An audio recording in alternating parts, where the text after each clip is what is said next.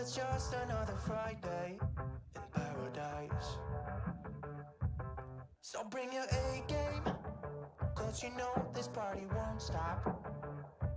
We could never run out of time, sipping strawberry lime. You know I wanna share it with you. Bass is going boom boom.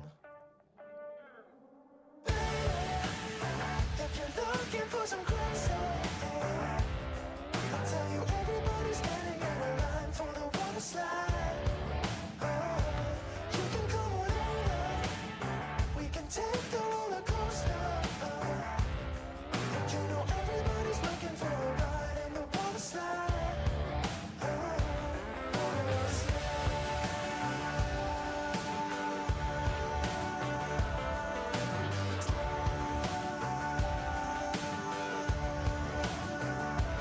Water slide. It's getting kinda crazy up in here. Got that DJ playing music, everybody wants to hear it. It's getting kinda crazy up in here. Everybody wants a ride in the water slide. 3, 4. If you're looking for some crazy, I'll tell you everybody's standing in a line for the water slide. You can come on over, we can take the roller coaster. And you know everybody's looking for a ride in the water slide. Water slide.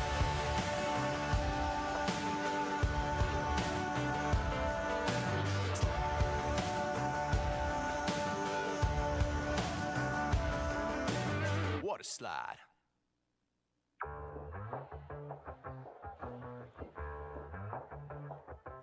Yeah, it's a hot day. I'm hanging in the sunshine. You should hit me with the splash gun so I cool down. Won't you come on over? We can party till the sun's down. Baby, let me buy you a drink while we're dancing a blink. I could go for some Queen Bee too. Bass is going boom boom. If you're looking for some crazy. Oh my goodness, Porcelain is here and Vic the Victim. Oh my gosh. We can take the roller coaster. And you know everybody's looking for a ride in the water slide.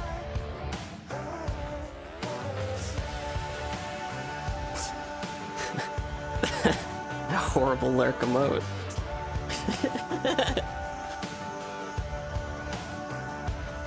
Surfing on a wave of good feelings. Well, it's just another Friday in paradise. So bring your A game, cause you know this party won't stop. We could never run out of time, sipping strawberry lime. You know I wanna share it with you. Bass is going boom boom. If you're looking for some crazy, I'll tell you everybody's standing in a line for the water slide. You can come on over, we can take the roller coaster. And you know everybody's looking for a ride in the water slide.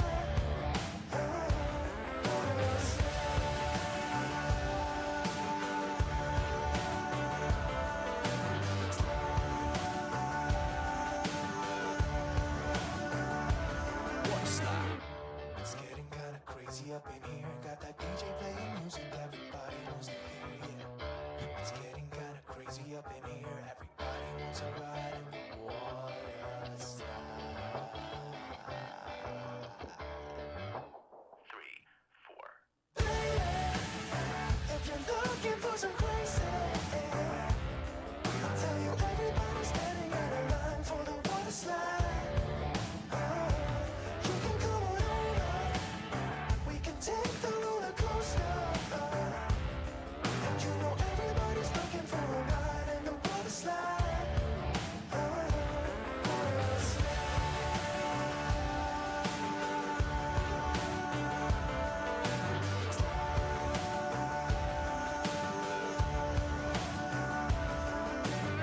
slide.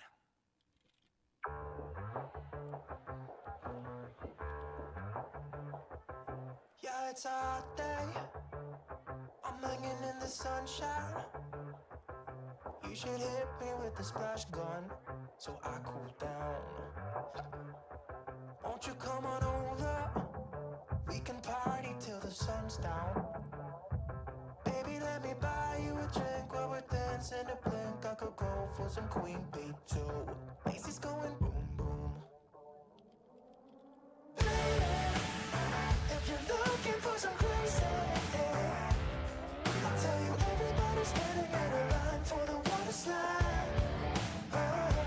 You can come on over. We can take the roller coaster. And you know everybody's looking for a ride in the water slide.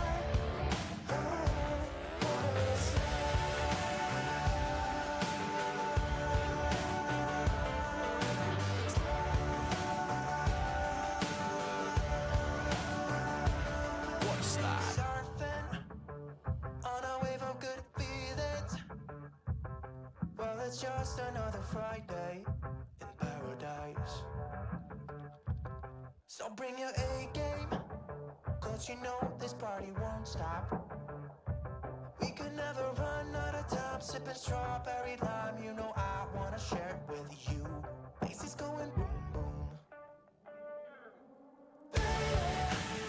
If you're looking for some crazy, I'll tell you everybody's standing in a line for the water slide. You can come on over. We can take the roller coaster.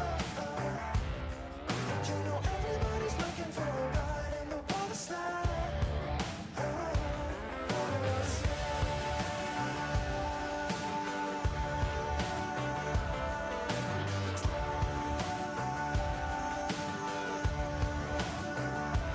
Water slide. It's getting kinda crazy up in here. Got that DJ playing music. Still waiting. When stream? Still waiting. Still waiting. Still waiting. Standing in a line for the water slide. Hello? Take the roller coaster. And you know everybody's looking for a ride in the water slide. Water slide.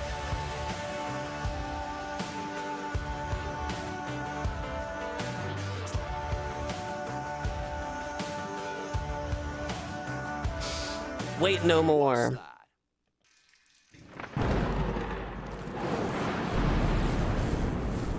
That cringe voice was yours, Nathan. Welcome to the stream.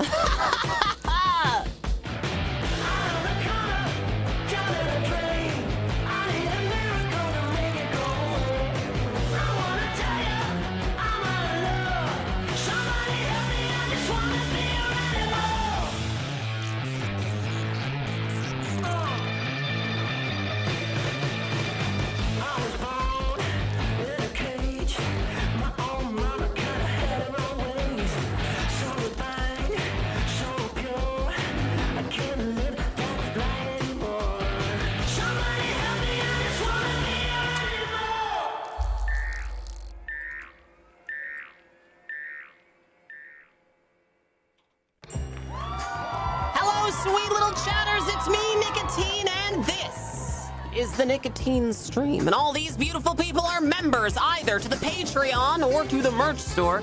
And every single one of these gorgeous, gorgeous people has subsidized your free entertainment. So thank you so much, patrons and merch store supporters. I can't do this stream without you. It's a huge, huge help. Chat, if you want to get your name on television, head over to patreon.com/nicotine or merch.nicotine.com, and it could be yours for as little as $2. Again, huge, huge thank you, patrons and merch store supporters.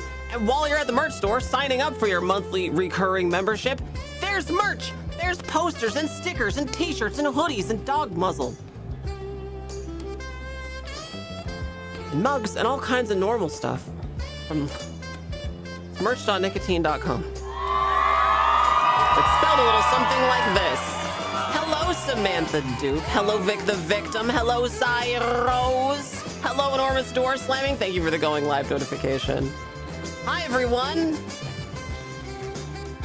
Hello, everyone. Hi. Oh my God, Amy is here. Ground control to Kerbal Tom. Take your Gorman pills and put your helmet on. Can you hear me, Kerbal Tom? Oh God, oh no, we forgot to auto-strut the heaviest part. Oh God, Kerbal Tom, I'm so sorry. Oh God, I'm so sorry. Hi, Amy. Thank you so much for your subscription. It's good to see you. You guys ready? Let's do this. Here we go. Woo! Initiating launch sequence.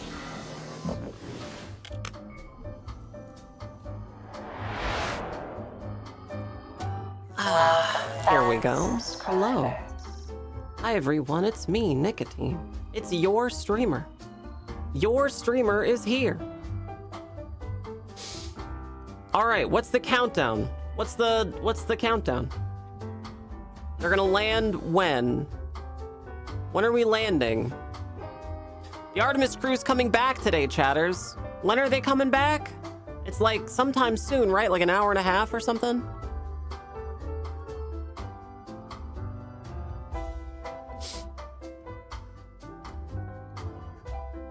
Pacific Ocean at 8:07 p.m. Eastern. 8, 7, 6, 5. So 5 o'clock. Okay, so like an hour. All right, chatters, your job is this. When that starts to happen, you have to say something, okay? Say something in chat when that starts to happen, okay? Hi, Happy, welcome. All right, you guys ready? Oh, by the way, 1 subscription over on Twitch gets you a Kerbal. I got a lot of subs yesterday, so I had to kind of rush them a little bit, but it's okay because I just ended up force feminizing everyone. So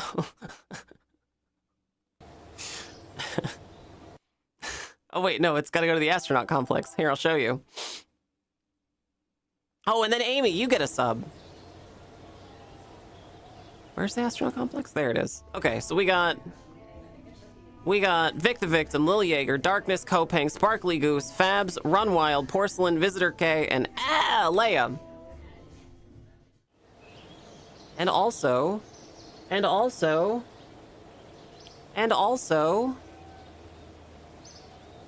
Amy. And Cy Rose.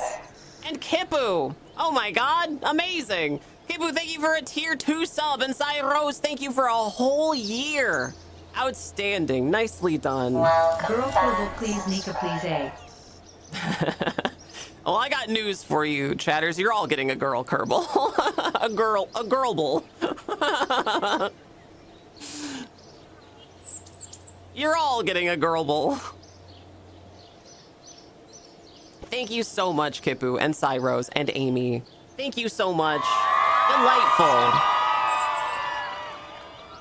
Delightful. YouTube having a normal one. Twitch chatters, do you have anything you want me to tell YouTube chatters? Anything you'd like me to just YouTube chatters can't see Twitch chat and Twitch chat can't see YouTube, so Twitch chatters, do you have anything you want me to tell them? I can act as your interpreter. YouTube is saying that they love you very much and that they can't wait to hit the gay bar after the stream.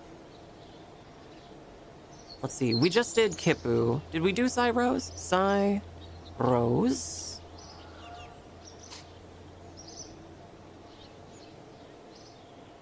Create Kerbal. And Amy. Amy, you're gonna be a scientist. Amy.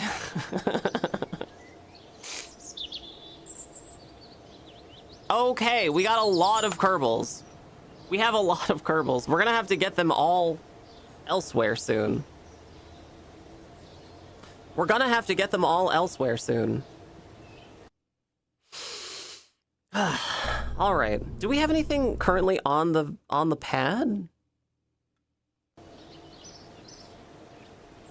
We don't have anything on the pad.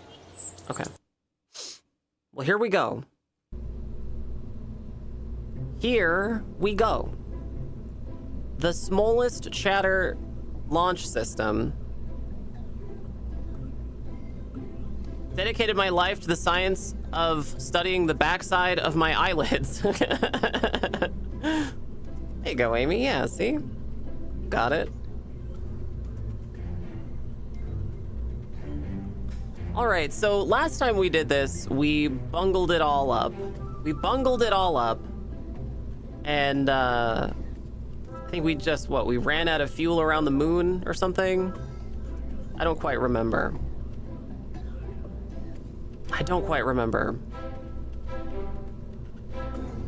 Anyway, we have to get these to the moon. There are 3 satellites in here. We got to build a communications network around the moon so that we can communicate to our Kerbonauts who are going out there. What next? So our TWR is a little over 2 at sea level.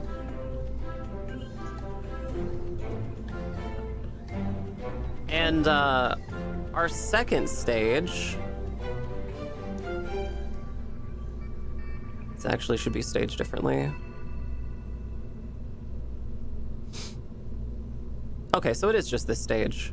Stage 5. Stage 5 has 1.63. That's a whole lot of delta V. Stage 0, not sure, I guess that's just the rest of the rocket, has TWR that's greater than that. So I guess it just means that this is going to keep going after these are sloughed off the outside. That's right, Neon Mixtape. A little bit of Bobby Darin. Never heard anyone. Some surprise Bobby Darin.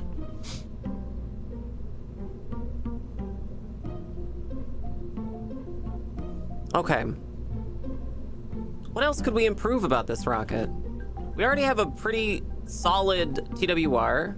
It has to be somewhere between like 1.5 and 2.5. So we're kind of square right where we need to be.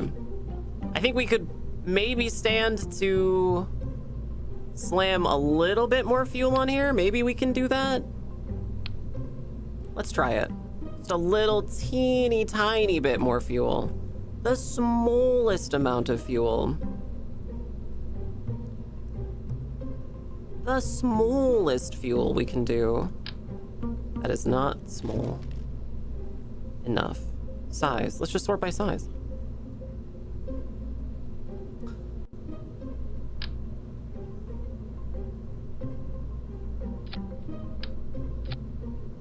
Okay. Yeah. I think this is perfect, actually.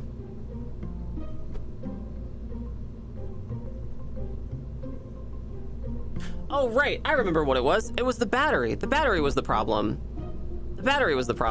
Because these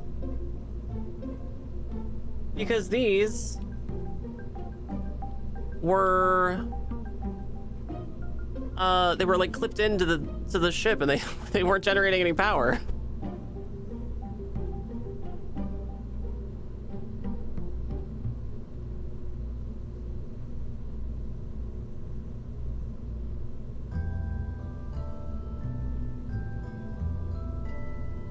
I think we probably would do well to just have another backup set of photocells.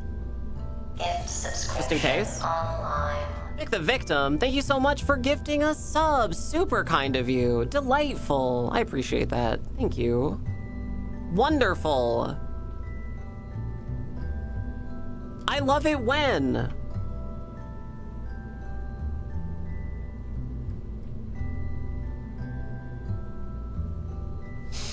I love it when.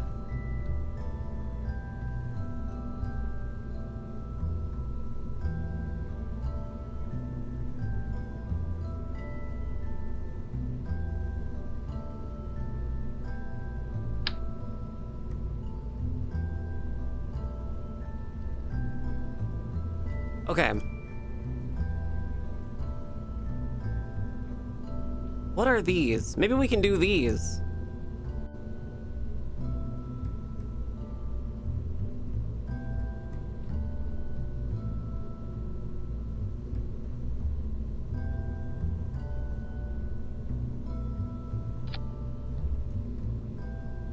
Maybe we can just do these. Can they extend?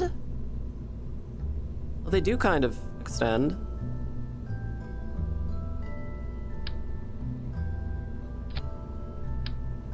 They don't really affect our TWR like at all, so let's put them a little further down though. Let's put them like down here.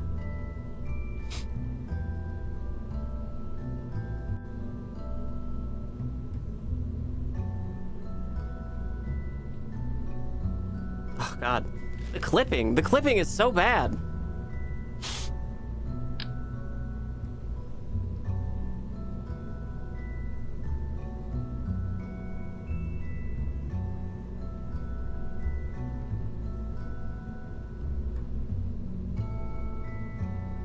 Okay, maybe we just put these here and then yoink them out a little.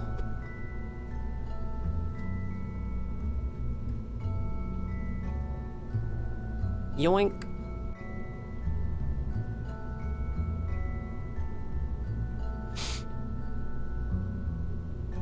Those are probably not gonna stay. Those are probably not gonna stay. And neither are these.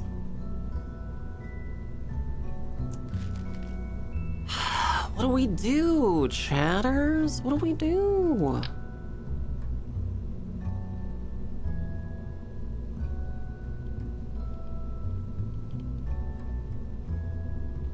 Hello, Ceiling Ninja. I used my decoder ring on the secret message on the radio. It just said, watch more nicotine. Hey, Ceiling Ninja, I was actually thinking about you today. So, okay, chatters, the carbon fiber thing. I want to talk about the carbon fiber thing, because, so last year, sorry, a cat hair in my mouth. Last year, we did, I did this huge project, right? We had to use alginate, we had to, so, let me back up. I'm a fencer. I have to get some fencing gear squared away. I have had a breast augmentation, so I have implants. While fencing, it's not great to have my implants constantly stabbed, right?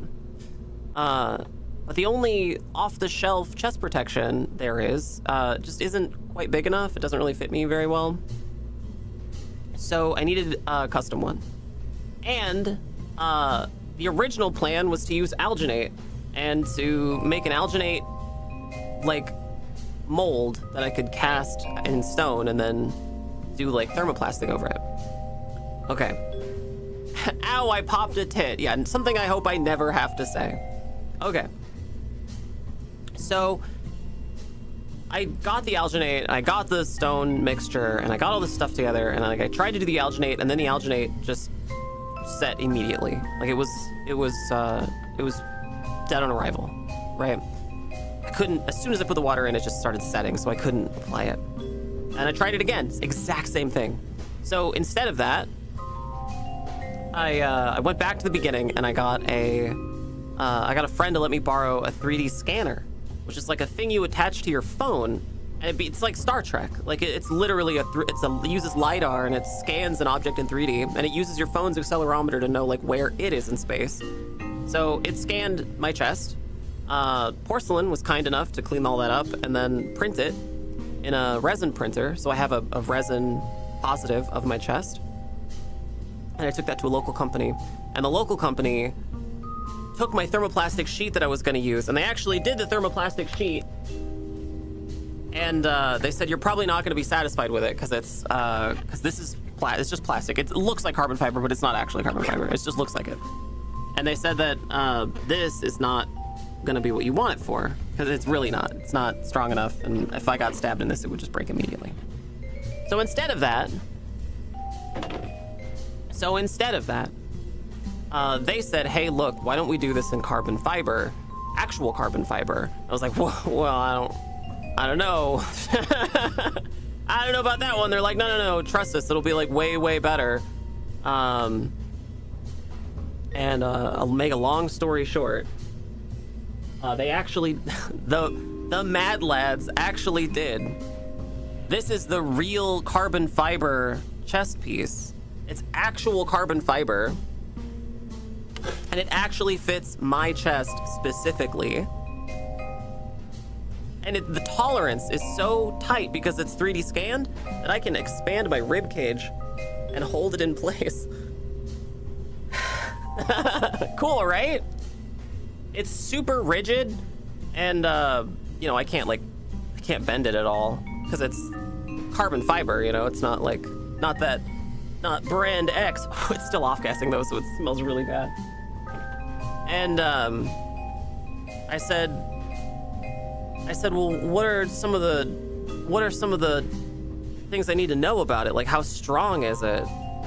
And they said, well, try not to run it over in a car. So now I have a actual chess piece, and I have a lot of you to thank. So huge thank you, everybody who helped put that all together for me, and Porcelain especially for helping me print it, the mold for it. So thank you. This was great. Anyway, I'm just very happy that it all worked out. Things to know about carbon fiber: very strong if it starts to fray. Don't touch it with your bare hands. Yeah, because it's fiberglass, right? Yeah, they told me that it shouldn't fray, and if it does, that I could go back and they would touch it up. Like if it gets a crack. Ah. So if you get ran over by a car while wearing it, you won't pop a boob. Fibers are super fine, and it will go right into your fingers and stay there. Yeah, it's fiberglass, right? You'll have the coolest chest protector at any meet. Yeah. Oh, 100%. Yeah. Yeah, 100%. I got the guys to give me a little sticker with their company on it, so I could put that on the chest protector and show it off at conventions or tournaments.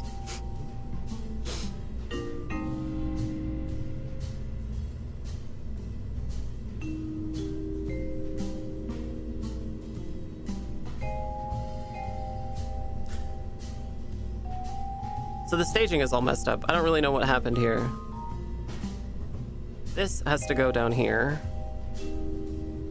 This, I assume, is up here somehow. Okay, let me just double check here. It's like fiberglass, but finer, and under a microscope, it's basically asbestos. Oh, Christ. Carbon fiber dust is super bad, but once it's bonded to resin, like you have, it's usually fine. I cut carbon fibers at work, and it's a pain in the testicles. Well, damn, that's rough. Bit of a load bearing usually.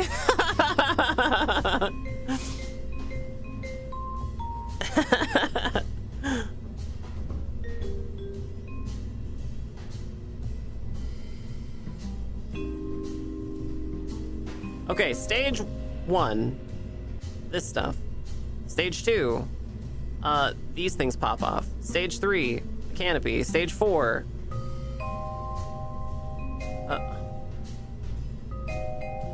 this should be down here, and there, and then there. Okay, perfect. Perfect.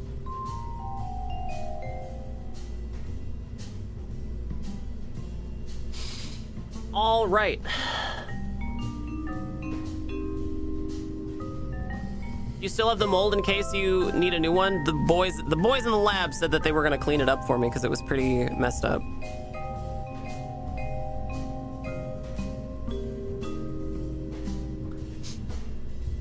It's safe as long as it's still bonded to the resin. If you crack and fray the splinter,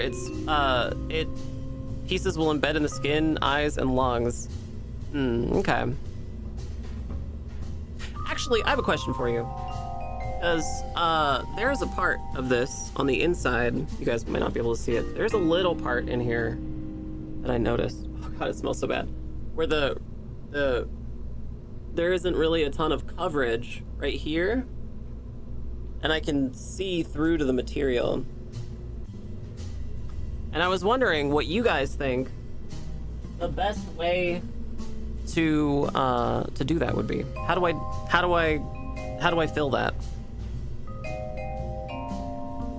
Hit it with an angle grinder. All right, 4 subscriptions. Actually, 5 stars, because one of you did a tier 2. Kipu, thank you.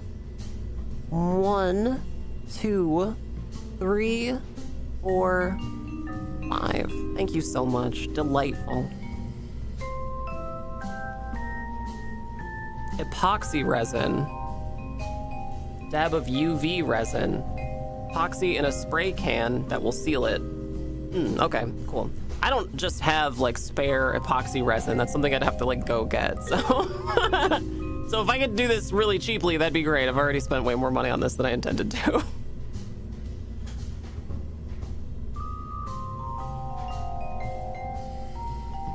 JB Weld is epoxy resin? Okay, yeah, perfect. We'll just use some JB Weld then. It is armor that's gonna be used for fencing, so I would hope it can hold up to getting whacked with swords. Yeah. It's also gonna be under my jacket too, so I think it'll be fine.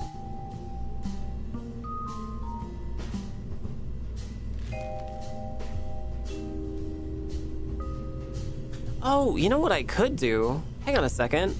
You know what I could do?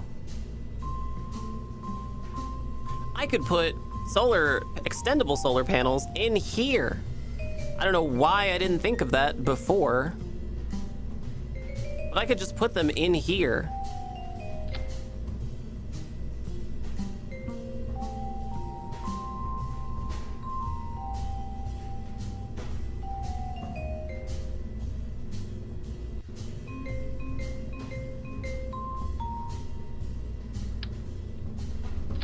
Maybe not these, but I could put some kind in here. Cannot be retract. I have to get ones that can retract though.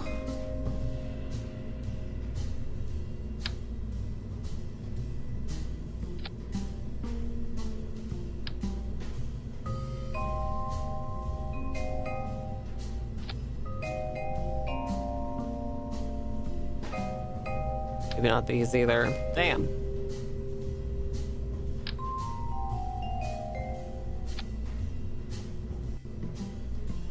Oh, cool. How about I just do one of these? It looks like a flamingo.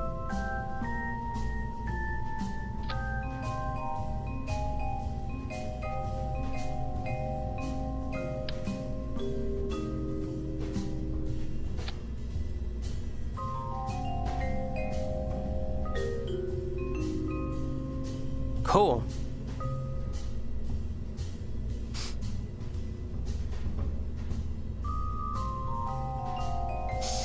So the dudes are just keeping the chest mold to clean it up? Well, it broke, so they had to clean it up a little bit because so they vacuum formed the first round. They vacuum formed it with like a big machine, and they said that like even if it had been made of steel, it probably still would have cracked.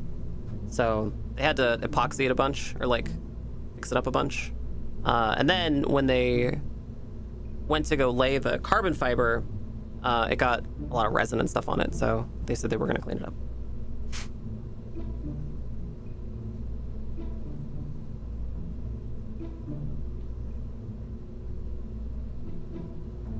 Okay. Oh, that is peeking through, huh?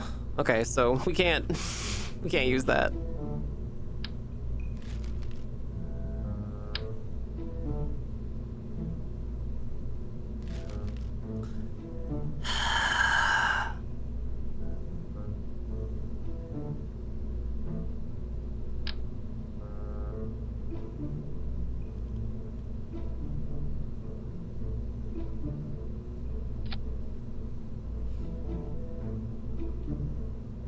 Okay, there we go. Perfect. That's what I wanted. Right here, this thing.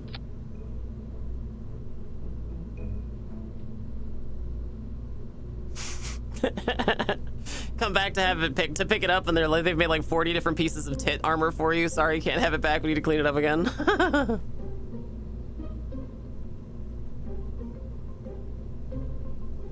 But if you have the 3D scans, so if you need to print mini ones for keychains or something. Yeah, I mean, I guess it's technically possible.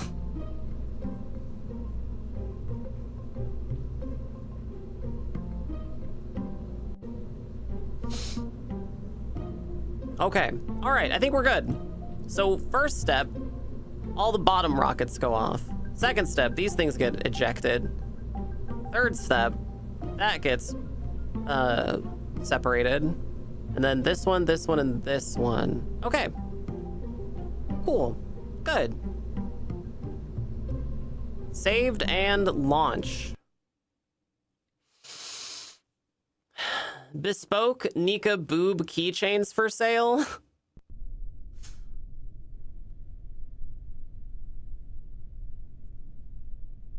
Oh, that is a jiggly rocket, all right.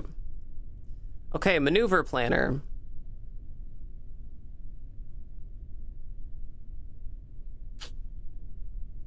Transfer to... How do I do a lunar launch? Can I launch just directly? Ah, we don't need to do that. We'll just circularize. All right, ascent planner.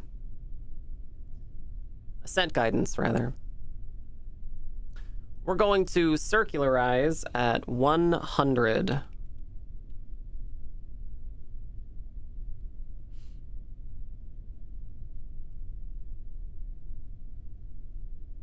Auto warp, corrective staging.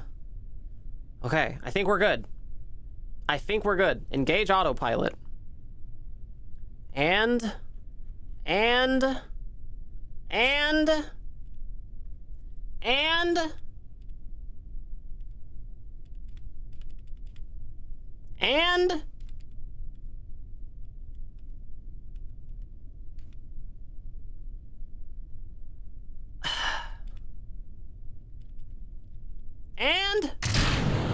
it's as easy as that.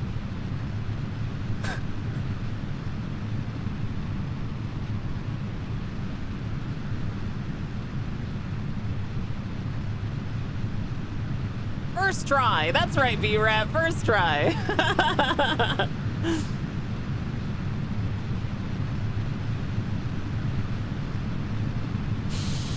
Okay. Perfect.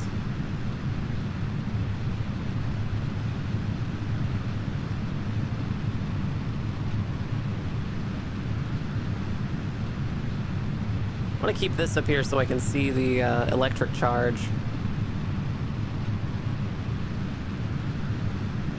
I know that we're generating electricity from the engine, so I'm going to be curious to see how that goes when we're at altitude.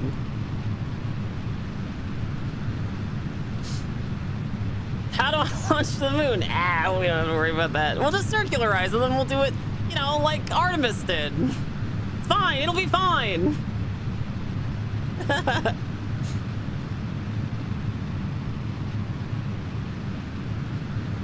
Hello, sweet chatters. Who's here?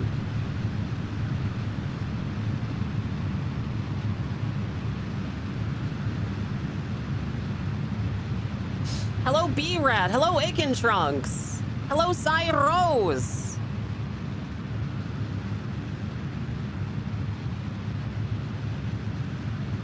Hello, Kindy. Hello, Vic the Victim. Hello, Transit Biker. Splashdown in 30 minutes. Cool. We're going to watch it here, too. I'm excited. It's going to be great. Hello, Sir Demon. Hello, Porcelain. Hello, Falling Asunder and Ceiling Ninja. I thought my laptop fan was going nuts. It was just your burn. Oh. Yeah. Things you want to hear from ground control. Ah, we don't got to worry about that.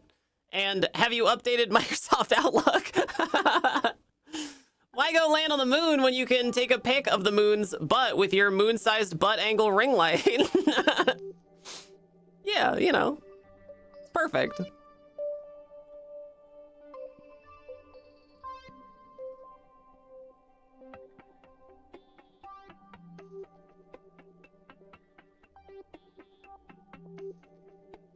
Okay.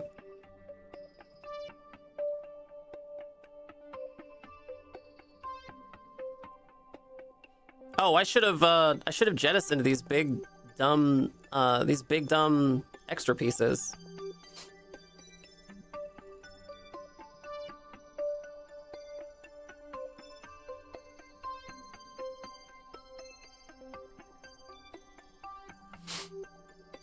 I guess I can jettison them now.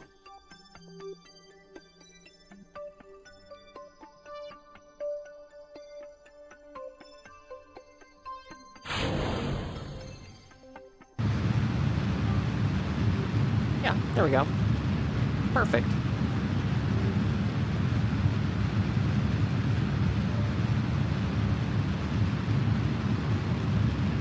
All right, we're gonna get circular.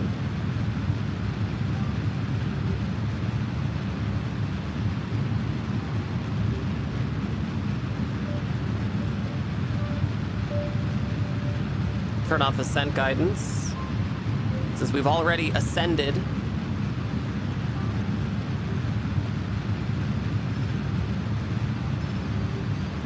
Big jiggly orbit.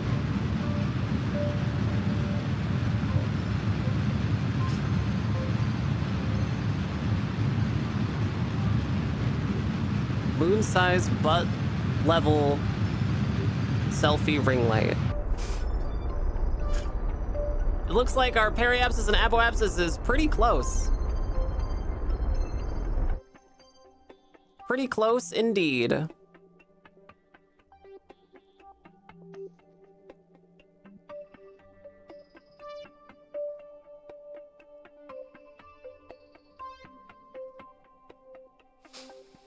Okay, good.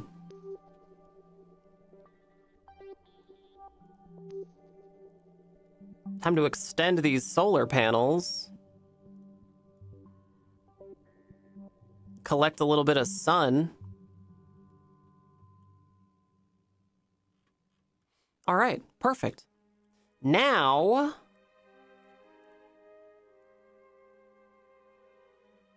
home and transfer. I think we have to set the moon as a target. Set as target. At optimum time. Create and execute. Wait, no. Hang on. Abort execution. Remove all nodes. Just create the node. Okay.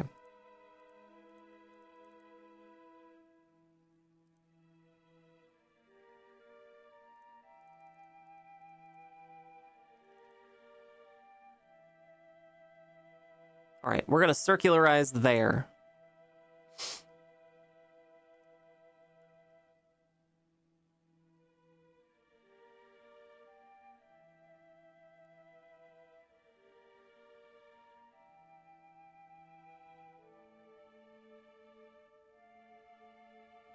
Right? We're gonna circularize there, right?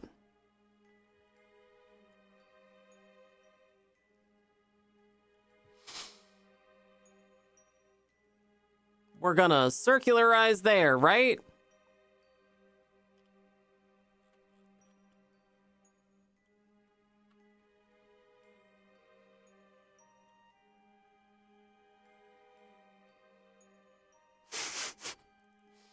Game.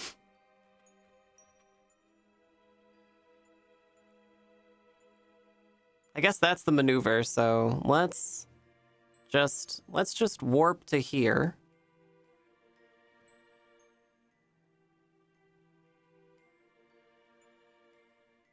Battery's draining, but we're back in the sun and it's looking good. Okay, we won't have the same problem as last time, but we might not make it because we don't have enough fuel. It might just be a fuel problem from here on out. I don't know, we'll see. Probably not. It'll be fine. Yeah, it'll be fine, I'm sure. It's less fuel than we needed to circularize, so.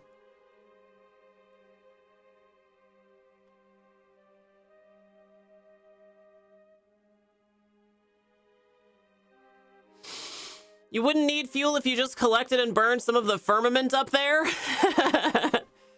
But what if we catch a sickness from the miasma?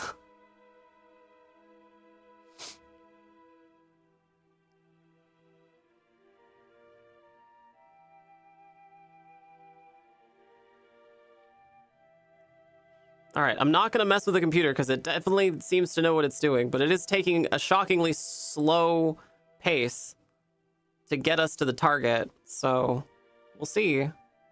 This little blue thing right here, chatters, this is the target for the node that we have to burn in 7 seconds, and we got to get there, like, now. We got to get there, like, now. Oh, Christ.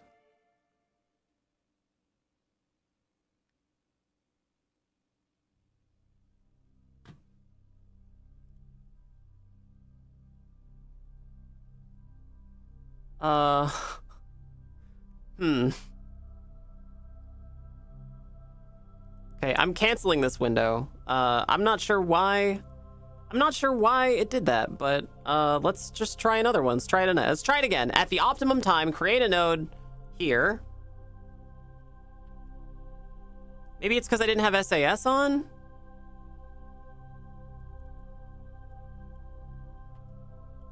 Okay.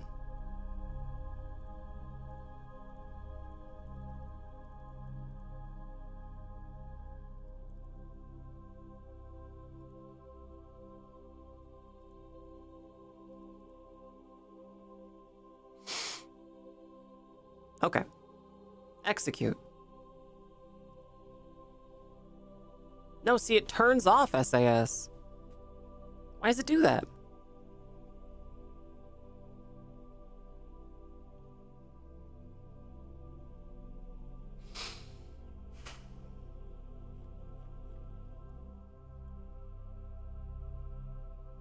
See, the maneuver planner says that it's auto warping because it has auto warp turned on, but it's not actually auto warping, and I'm not totally sure why.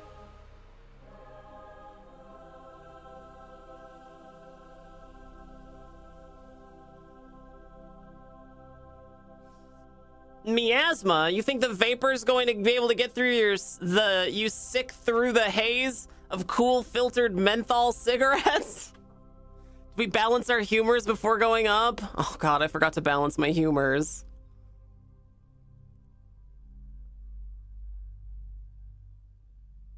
I forgot to balance my humors.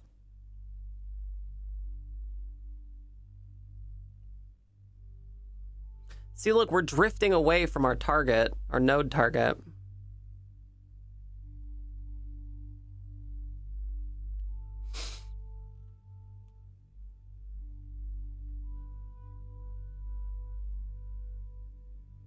Thank you again for that gifted sub, Vic the Victim. Super cool of you.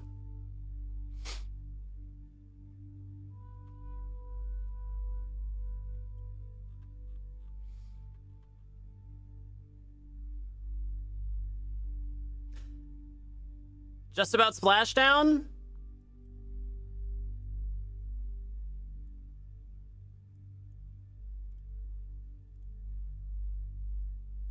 Thrusters. And we have a completion of the burn. Ooh. Ooh. Oop, no, I don't want that.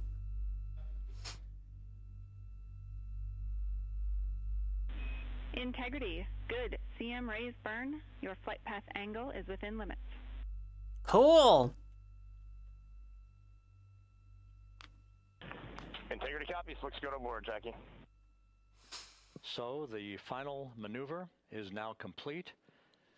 Our trajectory for a splashdown in the Pacific 29 minutes from now is set and will not be amended any further. And we have the right angle of attack to mitigate any... Oh, our burn is going well too. A heads up about comm coverage.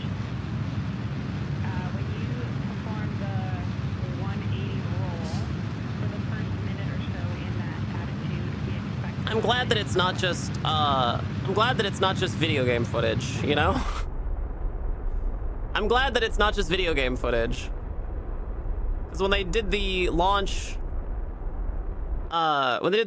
it was like half the broadcast was just a CG rendering of it. Series of events coming up. We will enter the first traces of Earth's atmosphere 14 minutes 45 seconds from now. 6:53 and 30 seconds is what is pegged for entry interface at an altitude of 400,000 feet. I'll put the screen back on when there's something to see. They just have the camera on the control room right now. 1 nautical miles. 24 seconds after entry interface, we will enter a 6-minute blackout period in which we will lose communications with the crew. This is expected due to the buildup of plasma around the vehicle. That's an ionization effect due to the collision, if you will, of the velocity of the spacecraft with the friction of the Earth's atmosphere. That 6-minute blackout is expected to begin at 6:53 and 54 seconds p.m. Central Time. During that period of time, we will reach our peak speed of 24,661 miles per hour. That comes just short, based on unofficial data from the flight dynamics officer right now, will come just short of the velocity record set by Apollo 10 of 24,791 miles per hour in 1969. We expect peak heating on the vehicle at 6:54 and 52 seconds p.m. Central Time, a minute and 22 seconds into entry interface. At that point, we will be just 204,000. Falling to Earth has got to be so stressful. It's got to be so hot in that thing. Oh yeah, 100%. 100%. The blackout period. Did you guys know the only people to have died in space were some Russian cosmonauts who made it all the way back to Earth and then their capsule failed on re-entry? From the end of the blackout period until splashdown, They were like technically in space when they died, so they're the only people to have actually died in space. Deploying the series of parachutes to slow integrity down to an ultimate splashdown velocity of just That we 19 know miles of. an hour. We see the same, waiting for the 180 rolls.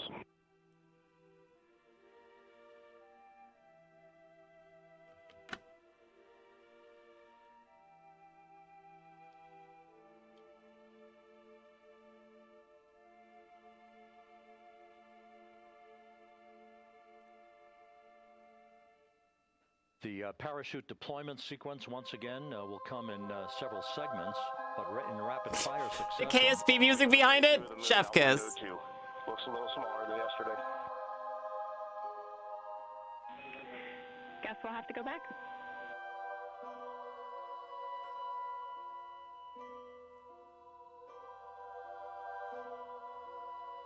Reed Wiseman and Jackie Mahaffey exchanging discussion on a view. You're forgetting all the people the ancient aliens took. Oh yeah, like the Mayans. So they could build all of the stuff in Peru. Three forward bay cover parachutes will be. Then you have to land in the ocean, which is the most terrifying thing about Earth. The ocean is terrifying, but it's not the most terrifying thing about Earth. The most terrifying thing about Earth are humans. Followed by 3 pilot parachutes that will lift and deploy the main. I'm still not convinced Musk didn't have a body in the trunk of that car or in that spacesuit in the driver's seat that he sent into space. Oh yeah. Possible. The statistics might change if billionaires do another vanity trip into space. Approximately 265 feet long. Yeah, maybe. The parachutes will ultimately slow integrity down from its peak speed of almost 33 times the speed of sound to a gentle 19 miles an hour as splashdown.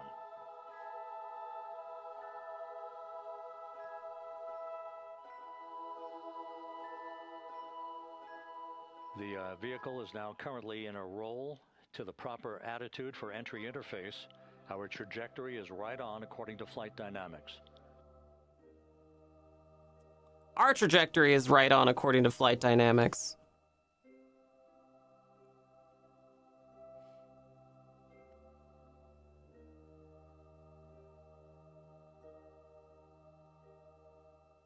With projects like this, we can outshine those vanity trips. Yeah. Integrity is on a trajectory from southwest and northeast across the Pacific Ocean, descending at a rate of 15,000 feet per second. The worst part about that submarine imploding is that it got so many headlines that no other billionaire will risk looking dumb by dying the same way. Yeah, that's true. Range to touchdown 4,300 nautical miles. All the systems. So what you're in saying is excellent shape. bullying works.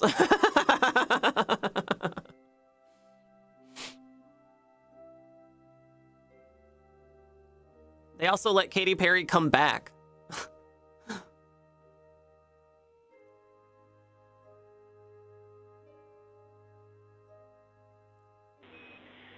Integrity, Orion in the EI roll 180 attitude. Looks good on board, Jackie. It's good to see you, Mentat Muse. Welcome to the This view, stream. out of one of Integrity's windows. We had a call for 3 good barrels. Those are barometric pressure sensors that feed altitude and rate of descent information to Integrity's computers that will trigger the parachute deployment sequence. We are less than 9 minutes away from entry interface, 22 minutes from splashdown. Cool. We're so close. All right, and we're pretty close too.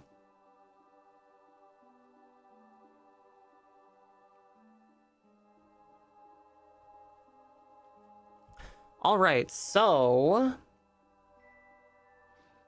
You can see the reflection of one of the crew members in the window. now we can do a resonant orbit. Out in the Pacific. 2/3 of your current orbital period. Just a few clouds, some scattered clouds. Winds at 10 knots. Wave heights just about 4 feet. Create and General execute. day in the Pacific for the homecoming of Integrity's astronauts.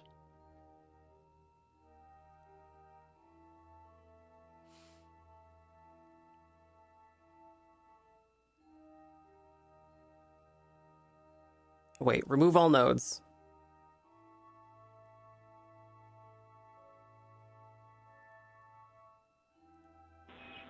Integrity back in EI attitude. Oh, they're getting an attitude adjustment.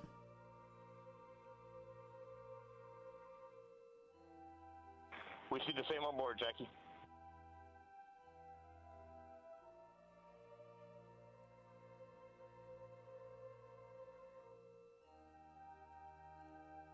Houston, purge is complete. Crew and vehicle are configured for entry. Houston copies. And we're in step 37, transferring nav state to BFS.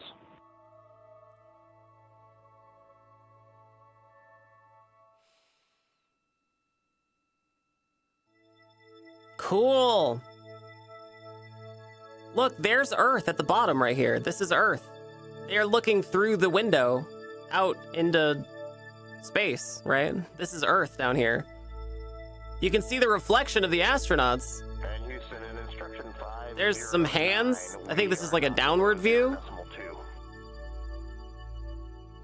That's us down there, chatters. I think I see your house from here.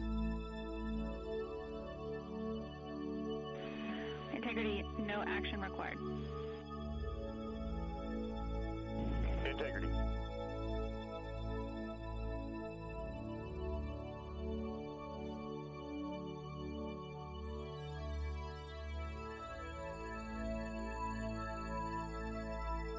Now 6 minutes away from entry interface. We will hit the first traces of Earth's atmosphere at an altitude of 400,000 feet. Cool. Traveling about, 34,000 It's really gonna happen. Second ranged splashdown at that point will be 1,701 nautical miles.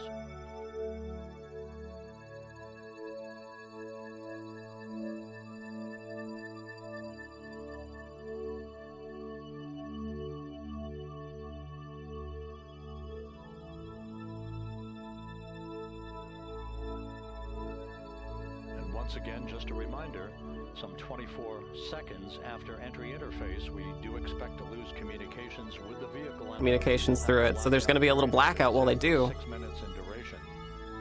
And once again, that's due to the Wild. fact that the plasma buildup around the vehicle will prevent communications and data, so we will not be able to talk to the crew members at that time, nor will we receive... Scary, I know, scary. Control room.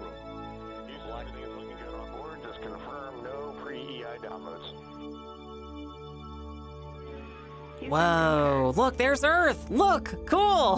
That blackout period to begin at 6:53 and 54 seconds p.m. Central Time, and again will last about 6 minutes in duration. No, YouTube, don't blink. You can't blink. Don't blink, you'll miss it. We're 4 minutes away from entry interface. Whoa.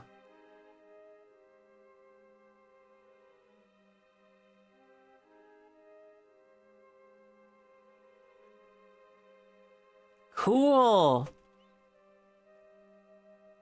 They're getting close, you guys. God, I hope this goes well. I have like so much secondhand anxiety about this.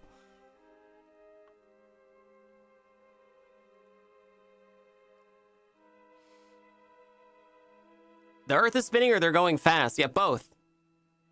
Actually, the Earth is spinning the other way, I think. Right?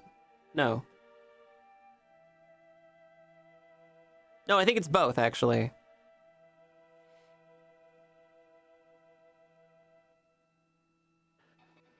This view from Integrity as it crosses from southwest to northeast across the Pacific Ocean, 3 minutes from entry interface.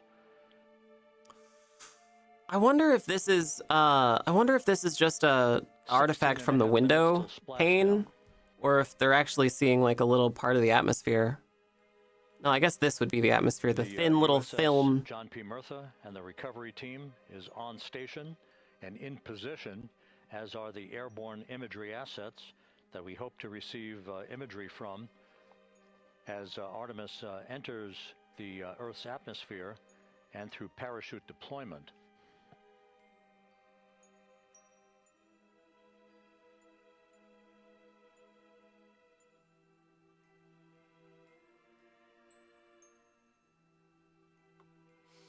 Cool. All of Integrity's systems are in great shape. The crew is ready to complete its mission. Look at that big long cloud bank right there. All of the activities today have gone off in perfect fashion. No issues with the vehicle, no issues with the crew. And the weather at the splashdown site is go. I can't. Let me move the captions, YouTube. God damn you. Whatever. Did you guys hear they're raising the price of YouTube Premium? I heard that they were gonna raise it. What did you add, YouTube? What features did you add? Coming up on 1 minute until entry interface. What did you do to deserve it?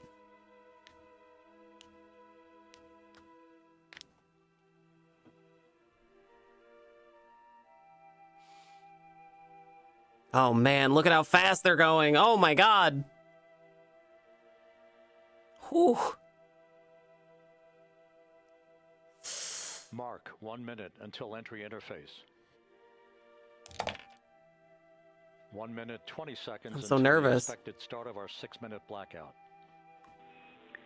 Integrity, 1 minute to a 6-minute blackout. Integrity. Updating their ad blocker detection, which was immediately countered yet again by the ad blockers.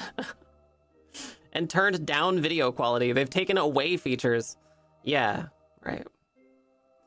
I think the only thing they've done against everyone's wishes is create that fucking auto caption thing that nobody wanted, that somehow everyone has to pay for. 10 seconds till entry interface. Okay, here we go.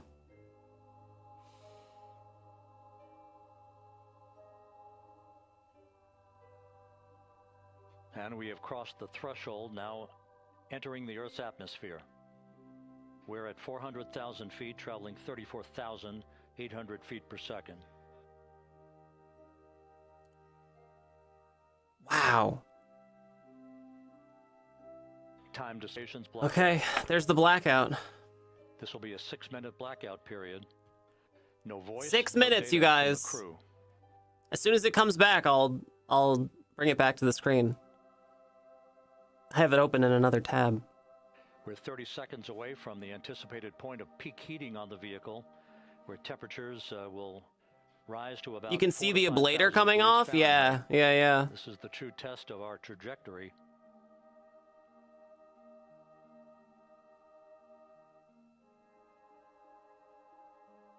And from the G5 aircraft in the vicinity of the splashdown zone, this view of Integrity.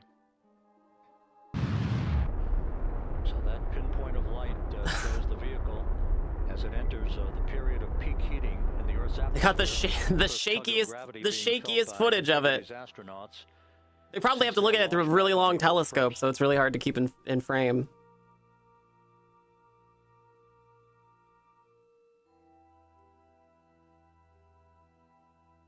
Cool. 4.5 minutes until the end of the blackout period. Time to splashdown, 11 minutes, 33 seconds.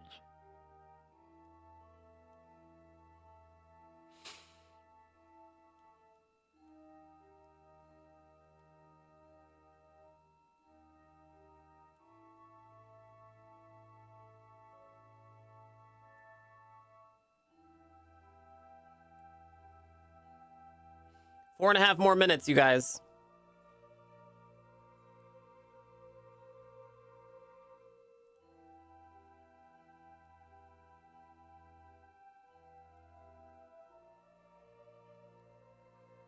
The landing and support officer reports that the P-3 has acquisition on integrity.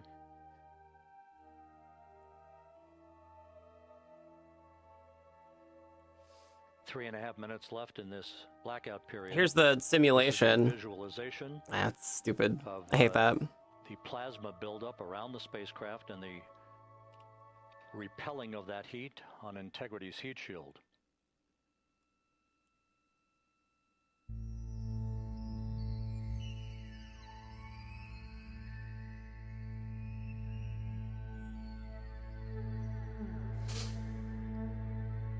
Oh. Flight Dynamics reports that airborne assets in the vicinity of the splashdown zone do have a visual on Integrity. Still 2 minutes and 40 seconds left in our blackout period. Time to splashdown, 9 minutes, 35 seconds.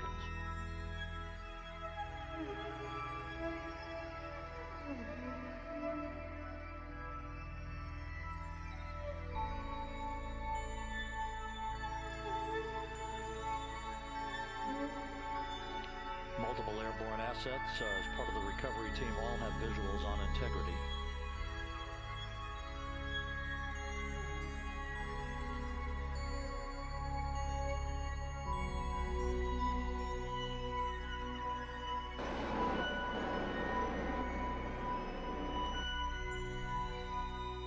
And the WB-57 flying in the splashdown zone also has a visual. And the Navy helos also have visuals. It says the Navy helicopters also have the visual. We're still in the blackout period. Still do not have communications from the crew.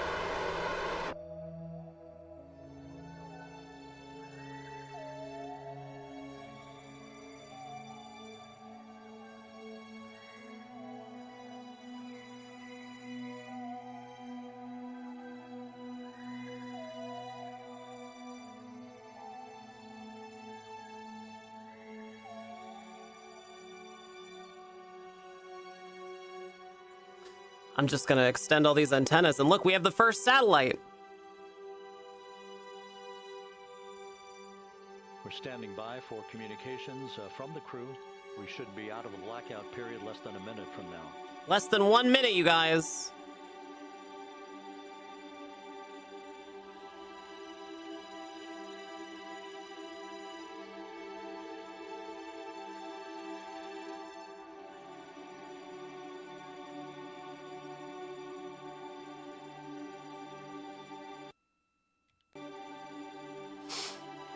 Kind of sad KSP2 bombed. Yeah, me too. Oh, here we go. Processing data.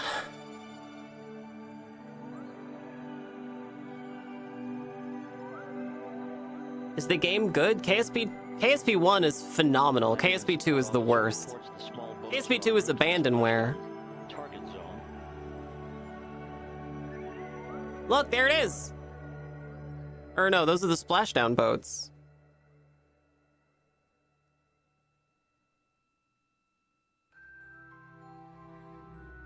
Isn't KSP2 the one that banned you from their PAX booth? Yeah.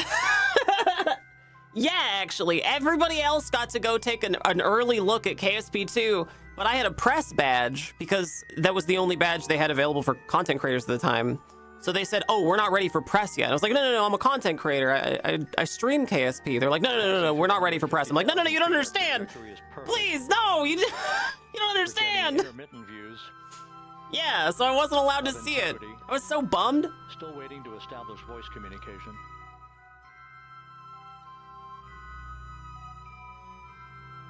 Integrity, Houston, comm check, post blackout. Houston, Integrity, we have you loud and clear. Cool, they made Your it. trajectory is nominal, and your recovery teams have visual. This was the rant I was trying to trigger the other day. Oh, good. There's a spiritual successor called Rocket Works. Yeah, there's a few spiritual successors. There's another one called Kitten Space Agency, KSA, I think. I haven't played any of them. Reestablished with Commander Reed Wiseman. For America and a waiting world, Integrity. Oh, flash alert. Jesus. Hang on. Put that over here so you guys don't get flashed. It's just strobing. Passing 100,000 feet now. Range to splash down 19. The dude said IGN had exclusivity on KSP2 at the time. So only people from IGN were allowed to look at the thing? That guy was an asshat.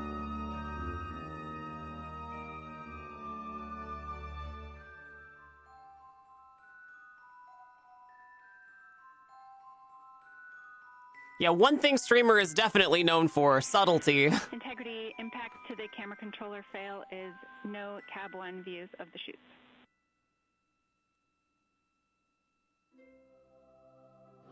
Integrity. We're processing good data through the GPS system. A good view of Integrity. Time to splash down 4.5 minutes. Uh-oh, do they not have the chutes? What did she say? And a view of Integrity from the WB-57. We're at 50,000 feet. Wow, there it is.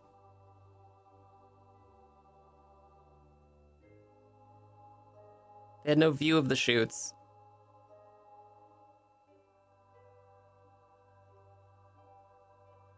The German cowboy game was funny when the guy gave y'all red bandanas and suggested that we put them in our back pockets. Forward bay covered jettison.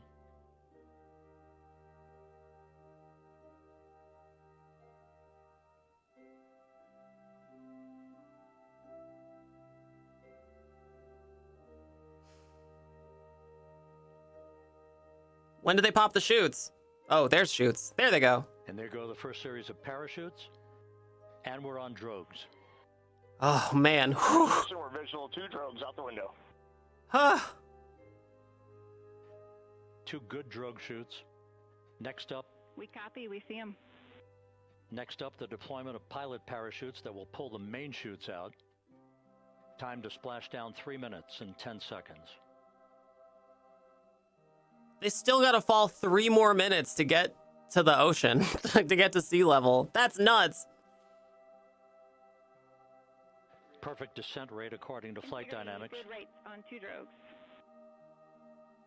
We keep the same on board.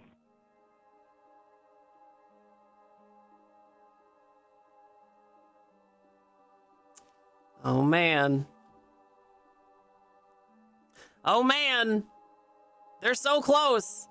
Passing through 10,000 feet. Still on drogues.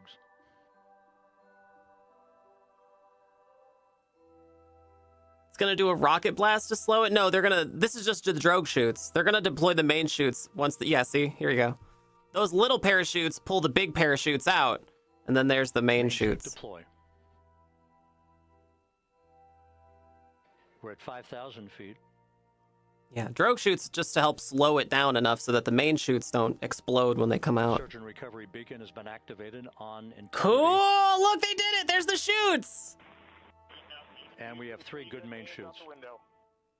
Wow, look at that. Good 3 main chutes, good reefing, Think good descent rate. Good rates, and we see 3 good-looking parachutes. At least they aren't landing in Siberia and being issued AKs to fight off polar bears when they land. Yeah. Wow, look at that. Integrity. Cabin pressure indicates no need for hydrazine checks. No need for hydrazine checks. No Integrity leaks. copies. It's almost a dirigible. Yeah, that's right. Look, we got thermal This is a even. Perfect descent for Integrity. Its crew sounding hale and hearty on board.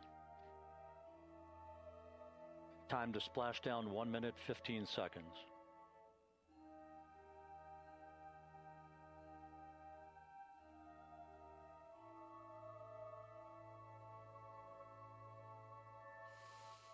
Cool. Integrity about to complete a journey spanning 694,481 One of the moon miles. pics they took is your desktop background. Nice. Very cool. Space Center back on April 1st, and a trip around the moon.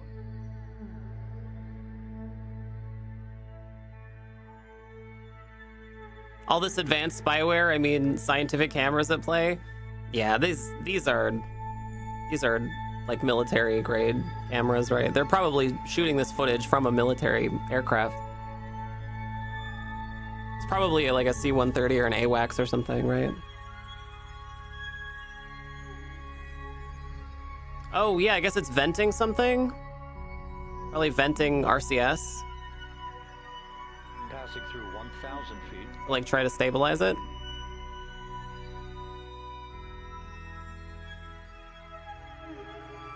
It's not sparking. This is a thermal image, so they're just looking at venting gas. It's probably RCS, I would think, to like help keep them like stable. It's not on fire. This is just thermal.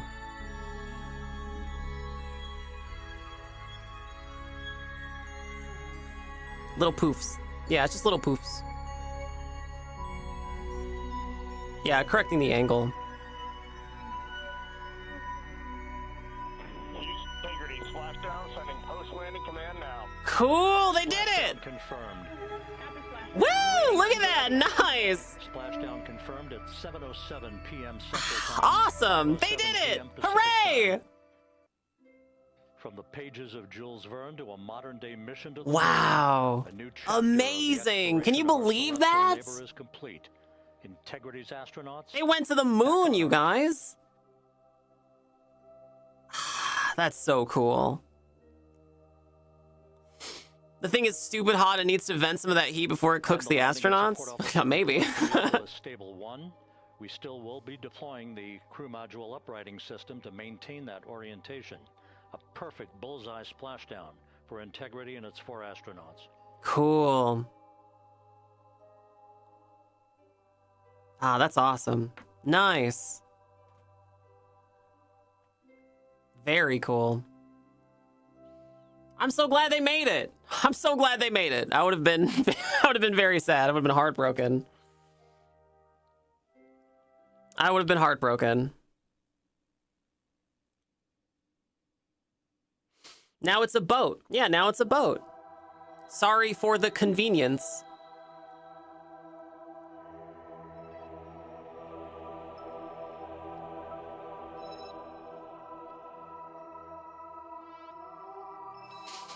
Okay, we need to rename this one.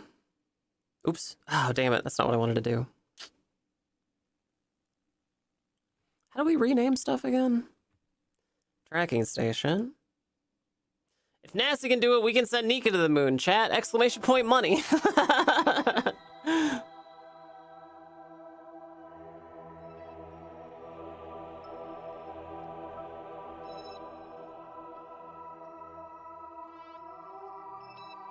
Maybe I can't rename it.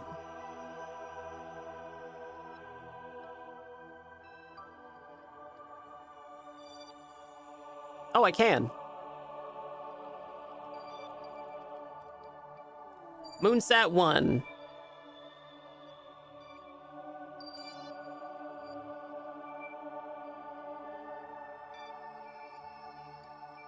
Okay. So when do we get whalers on the moon like Futurama predicted? What, for moon whales?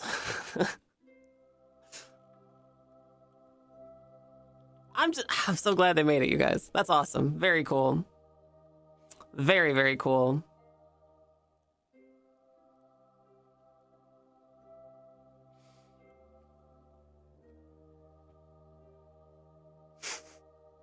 Astronaut. That's right. You got it.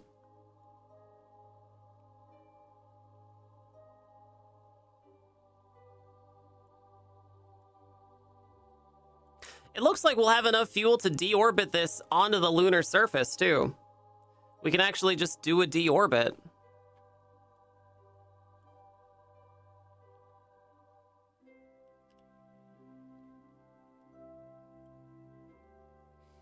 That'll be fun. That'll be fun.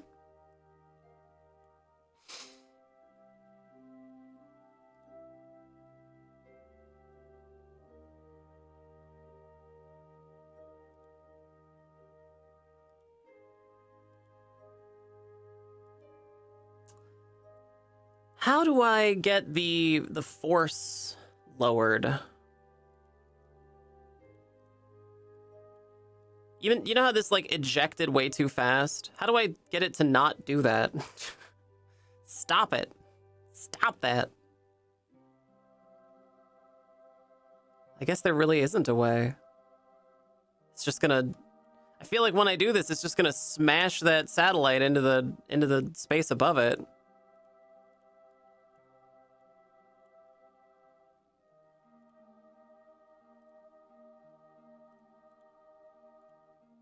I don't know. I guess we'll try it. We'll just see. Always scared something will go wrong during landing. So close to it so far. Yeah. I mean, if stuff is... Even in airplanes, like the most dangerous part of an airplane flight is like the takeoff and landing. So, yeah, that makes sense.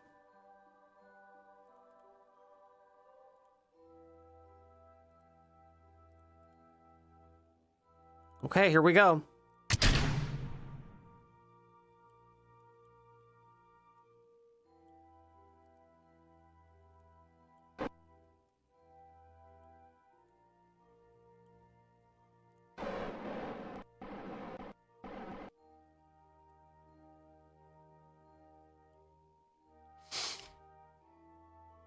Circularize at the next apoapsis. Create and execute.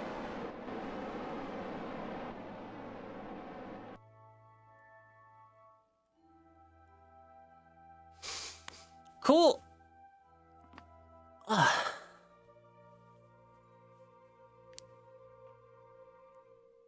Okay, so what we're doing is we're putting a communications relay around the moon. Because in the real Artemis mission, what happened was as soon as the astronauts went behind the moon, they weren't able to talk to Earth anymore. I don't want that. I want everybody to be able to constantly communicate, even when they're on the backside of the moon. Because we're going to put a space station out here, and it's got to be able to communicate too. So, we have 2 out of 3 of the satellites currently working. Yesterday, somebody told me that as long as they were at the same apoapsis and periapsis, that they would always have the same orbital speed, or orbital period. I still don't know if that's true, but I suspect it might be, so I'm not even gonna worry about it. I mean, they're circular enough. They're spaced out enough. It's fine.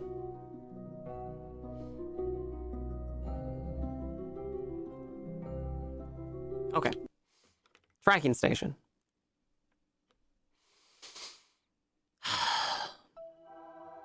The most dangerous thing about flying is the ground. Yeah, that's true.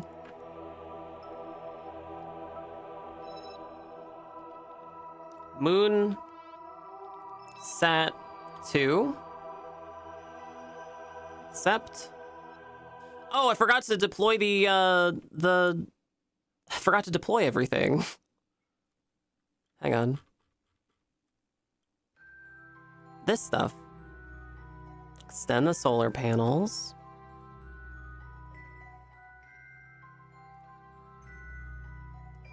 Extend the antenna.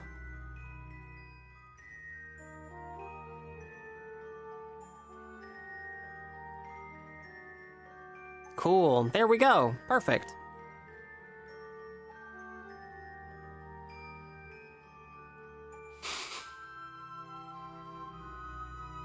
All right.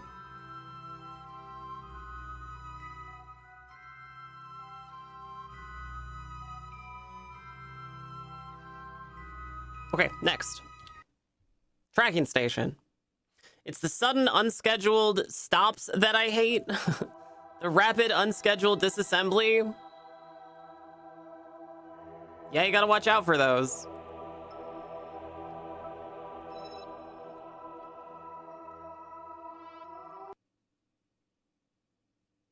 These are satellites too, right? Houston, we have a problem. The ADHD flared up and we just kind of forgot to deploy the satellite. What do we do?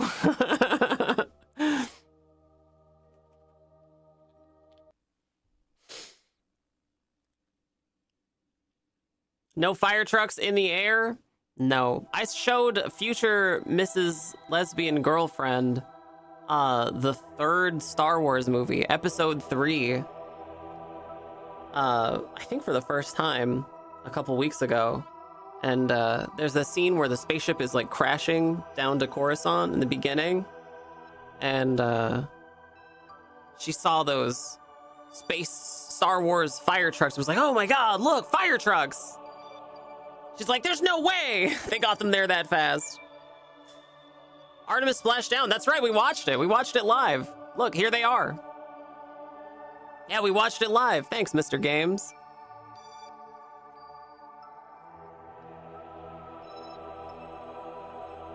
It's awesome. Super cool.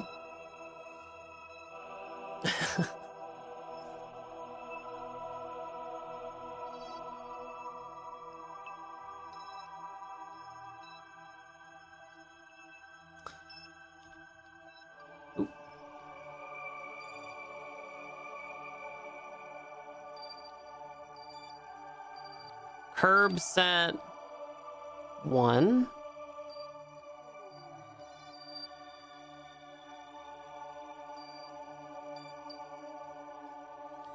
Curb set 2. And finally, curb set 3. Okay. Perfect. And then this one we can just destroy, terminate. So I messed up this satellite array, but I think it's still fine. The lunar one is great. We just have one more to do, and then I think we'll be perfect. There's been unconfirmed but nearly confirmed rumors that the intro to Revenge of the Sith, specifically the spaceship crash, was secretly directed by Steven Spielberg. Could have been. It was a really good scene, and it did seem out of character for like the rest of the movie. So maybe, yeah, it's possible for sure. I wouldn't necessarily write it off as fiction. That's possible. Plausible. Why would you subject her to that? We watched all the prequel movies because both of us independently were like, you know, I've heard a lot of people recently saying that the prequel movies were actually good, and we kind of want to disprove that. So, like, yeah, were they terrible? Absolutely. Yeah, they were the worst, actually. They were the worst at the time. They're no longer the worst Star Wars movie. They're still terrible movies, but they're no longer the worst Star Wars movies. Gotta get your Jar Jar fix in. Christ.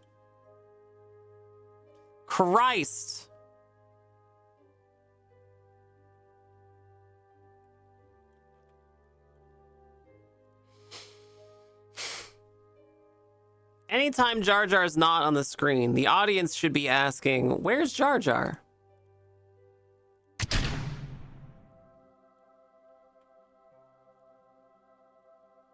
And we're basically clear. Hooray! We did it, sort of. Yay!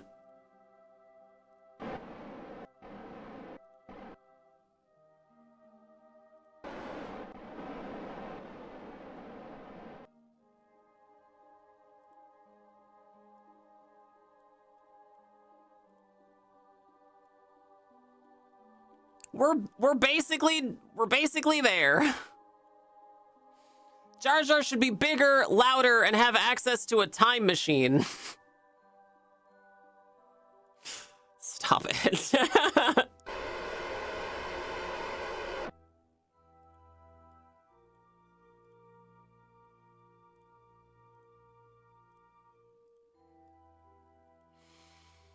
Awesome. Okay, we did it. And now, not sure what that is. And now, tracking station.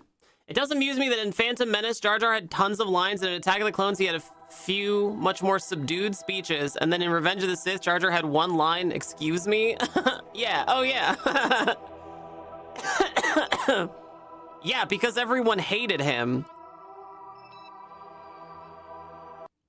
You guys want to deorbit this with me?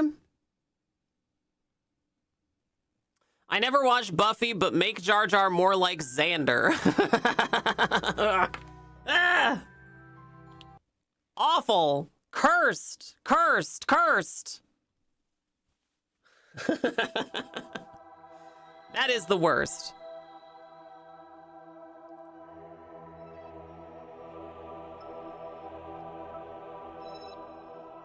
Okay. Moon Sat 3.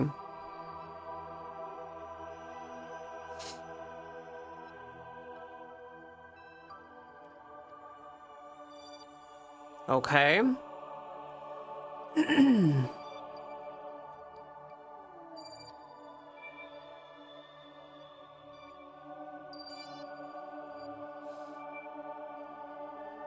guys want to deorbit this with me? I have never watched any Star Wars with Jar Jar Binks in it. Why does everyone hate him? That's good. I like that bit. That's great. You can stay. Very good. What's wrong with Jar Jar?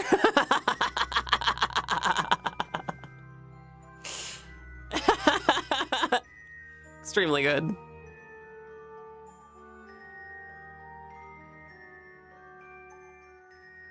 Okay, we're gonna deorbit this. You guys want to deorbit it?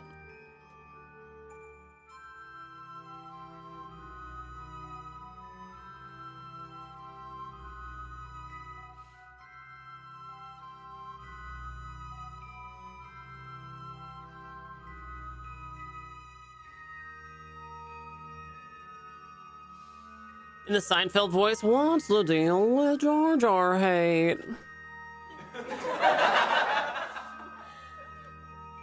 He's just a little guy.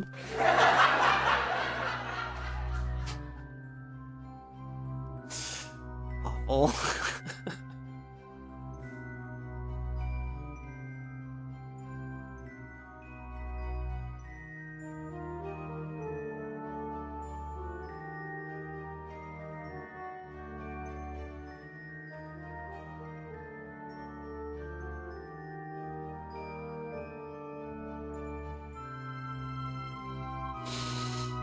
The crappy laugh track makes that, yeah.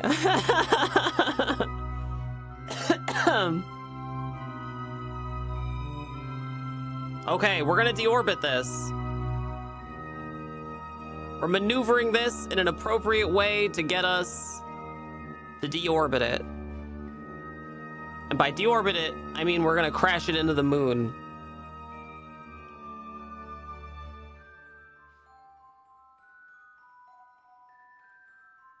How's our relays doing?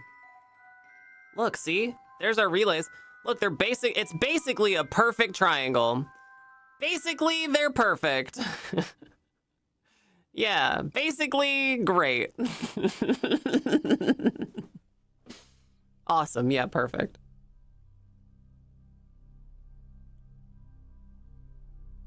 Come on, you know we all had the Jar Jar tongue pop as a kid? I didn't have a Jar Jar tongue pop.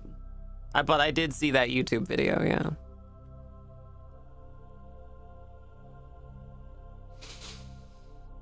Jar Jar stinks. Got him.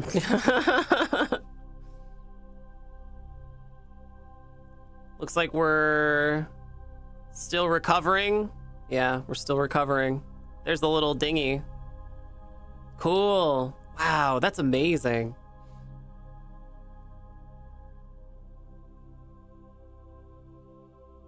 Well, I'm a little bit bummed that that the next Artemis mission is going to have to rely on private industry, because originally the Artemis mission was going to have a space station, and it was just going to be a station around the moon called the Gateway Station, which is what we're building here.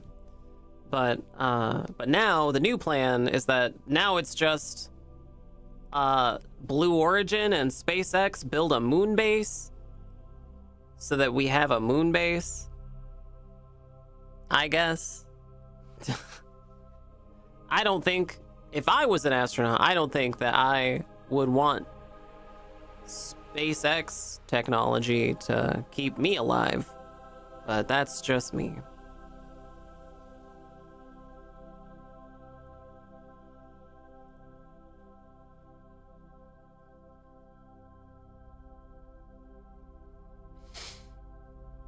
Can't wait for the first vibe-coded space launch. Yeah, right?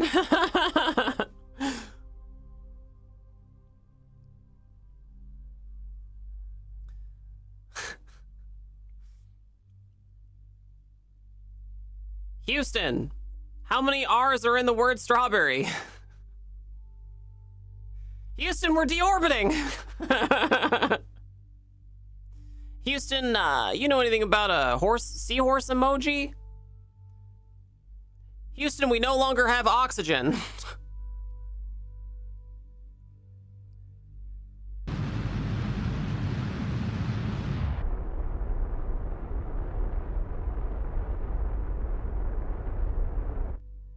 Okay, we did it.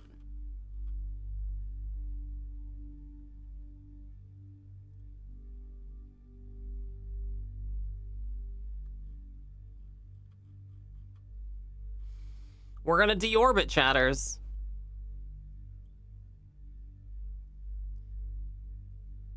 Houston, how many O's are in the word Microsoft Outlook?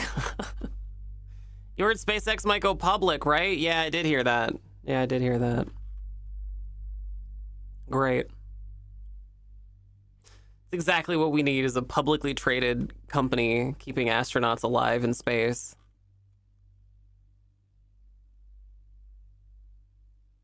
Turning the moon into an Amazon warehouse. Excellent. Yep.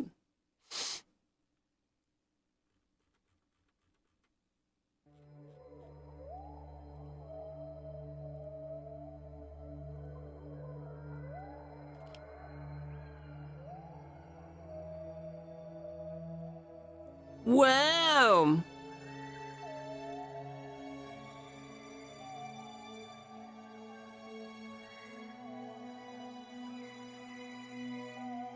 How do we go faster? Make it go faster.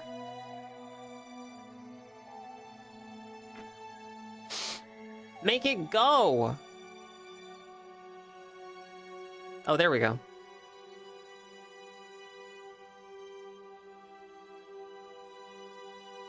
Here it comes, chatters.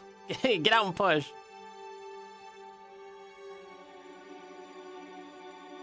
Here it goes, chatters. We're about to become a crater. Say goodbye to the smallest chatter launch system.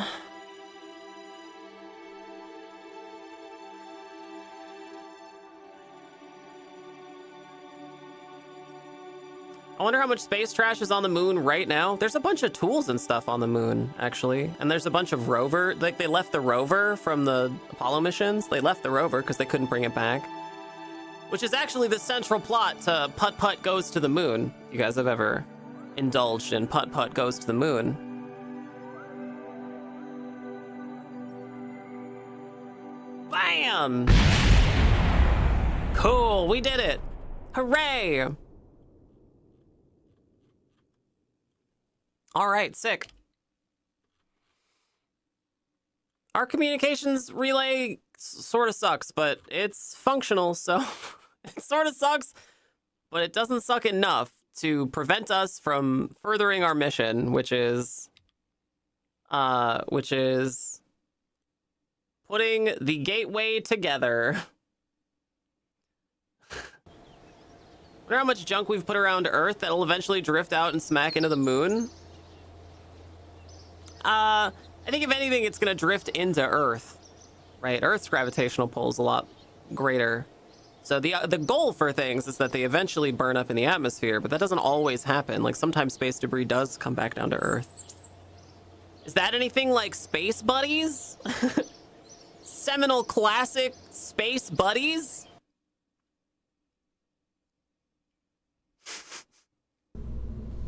All right, what are we gonna put up in the moon first?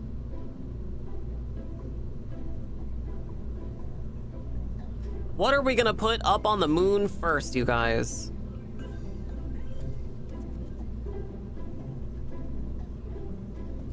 I saw a piece of mirror in a museum. Yeah. What is the sun but a giant trash incinerator? Golf course?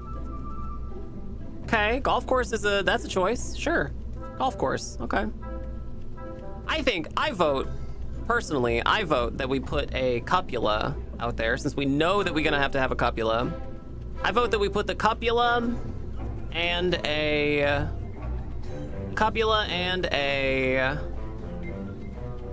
lunar excursion module. Ooh, that's pretty cool. We don't need that yet though. What's this? Moho Planetary Observer comes with functions many parts in one. I don't know what that is.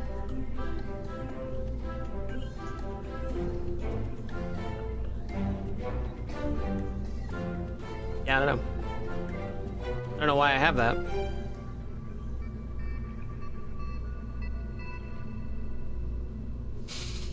Count copula.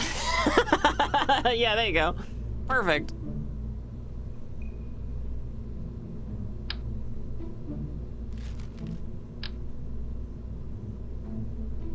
Let's put a, actually, hang on. Let's do this. So this is the only part that has to be a pod. But what about a science pod, right?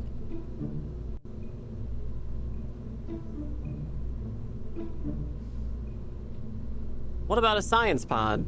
Like this one, mobile processing lab. Do we have a tube? Chatters? do we have tube sign?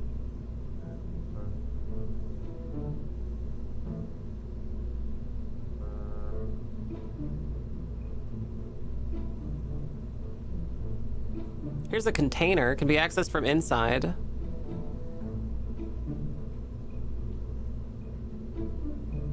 Cargo bay. Service bay. Sauropod and some tubers. Gonna need a Circle K on the moon for scratchers and smokes.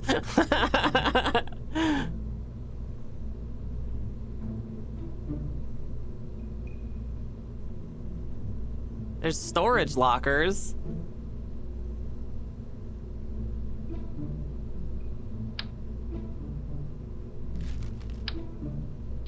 Hmm.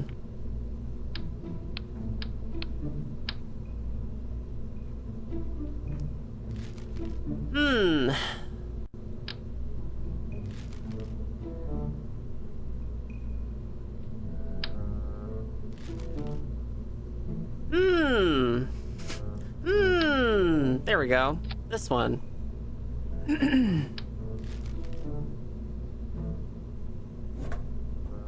So here's some storage. What were the original components of the gateway? Because I want to build it kind of close to how it was. Gateway, Artemis, Wiki.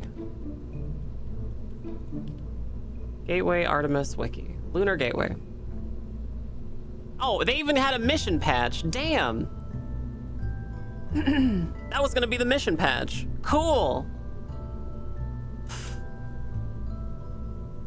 What a ripoff.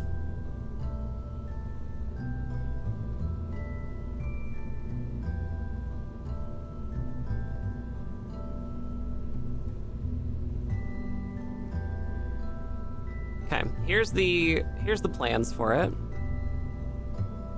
So there's the cupula. Lunar View. European Space Agency provided habitable space that included fuel tanks to refuel PPE, cargo space, and large windows that will allow Artemis astronauts to capture stunning images from lunar orbit. Okay, cool. So, I think we can accomplish that. I think we can do that. I think we can do... Whoops, hang on.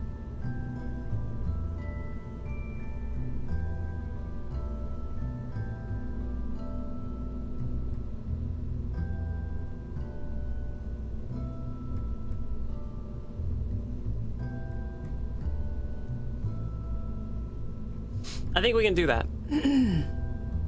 I think what we need is... Excuse me. Sorry, chatters. I went to that factory again and it just... Oh, got all in my throat. I think what we can do is... Find a... We need to find a inflatable airlock. Hello. That's pretty cool.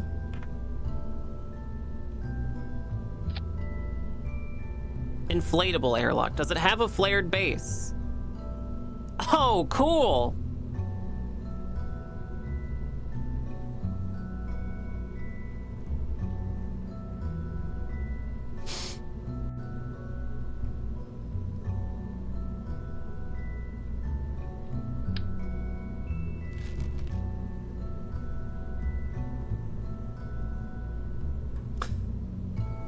All right, so we have inflatable airlock.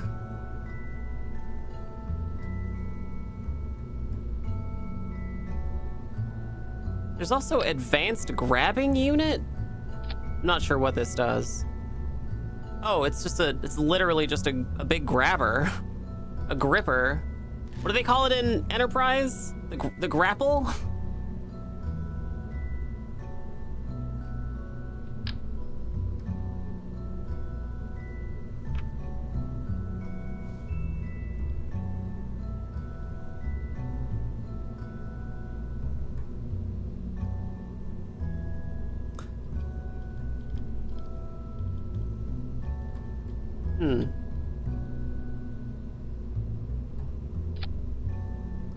Open airlock. Why won't you get on there?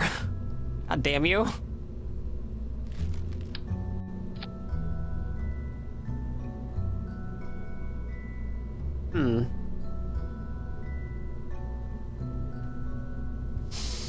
Inflatable airlock.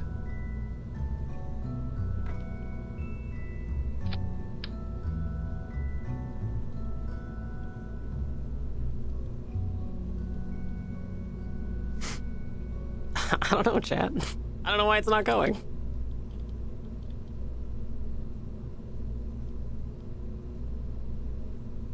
I guess it's fine if it just goes like that. It's not center. It's gonna bother me. I thought there was a button that we could like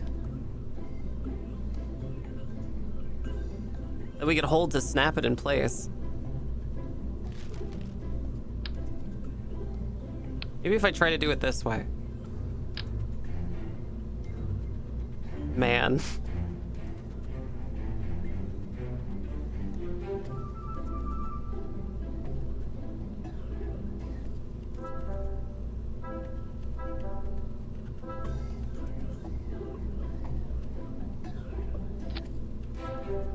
Okay, that looks pretty good. Okay, what else does this thing need? It needs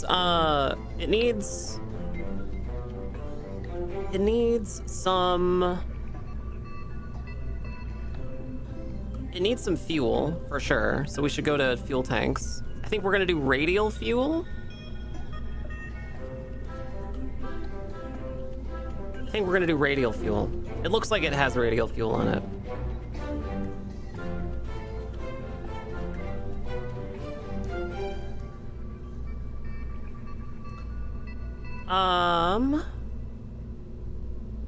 Haggett, external tank, radial holding tank, liquid fuselage.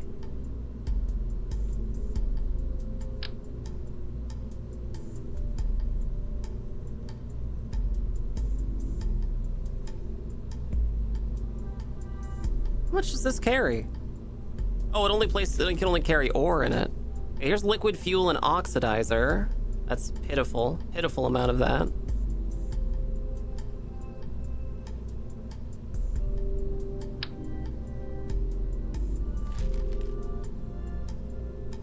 Huh.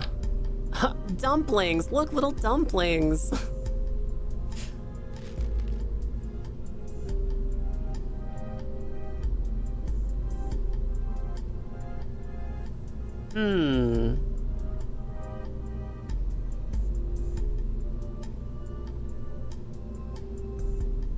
Oh, I have an idea. What if we do this? What if we do this? What if we get these big struts?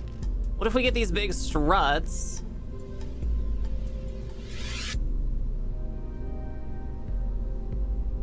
What if we get these big, what's this? Photovoltaic panel, interesting. Cool. EVA repair kit, personal parachute, nice, very good. What if we get these big struts? Where are they? Structural.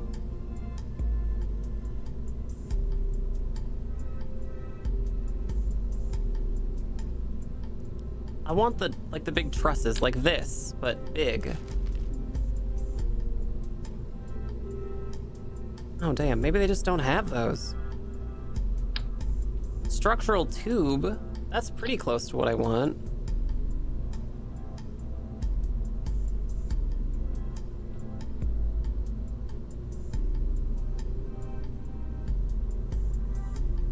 Looks like it goes out pretty far too. Dehydrated Jeffrey's tube and some self-sealing stem bolts.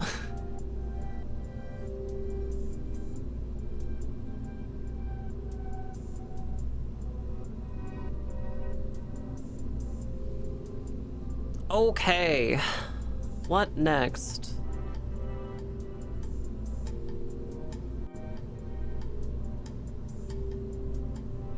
Can I do another one of these structural tubes? There we go.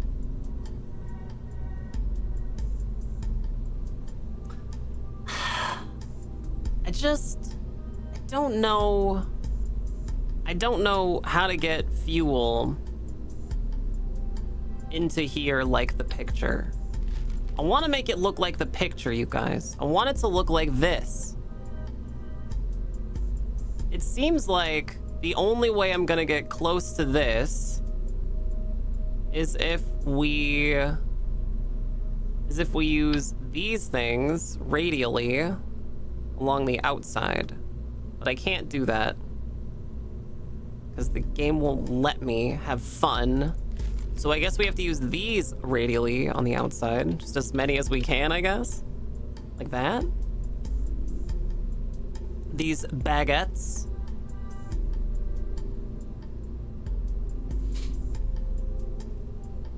Can never follow these IKEA space instructions.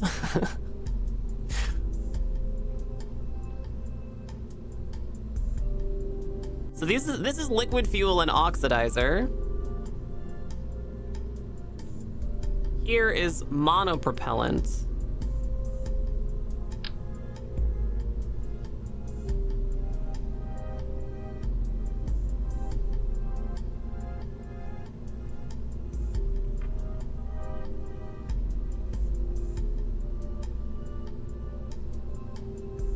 I'm not sure why it sucks. Why do you suck like this? Guess I can do it. I'll just fudge it in there. There we go. All right, that's pretty good.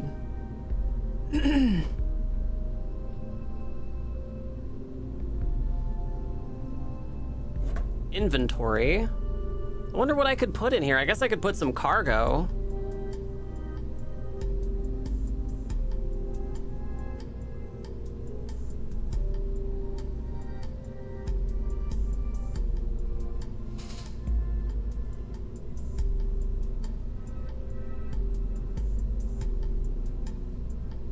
Oh, I see. Cargo part cannot be placed in a space storage container. So I guess I can just bring whatever I want.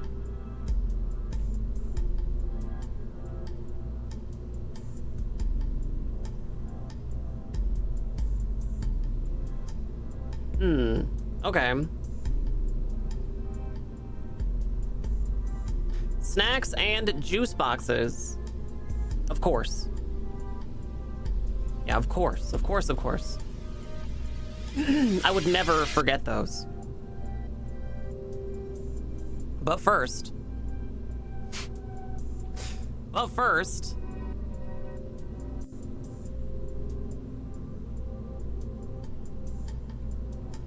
Science. Where did I get this piece from?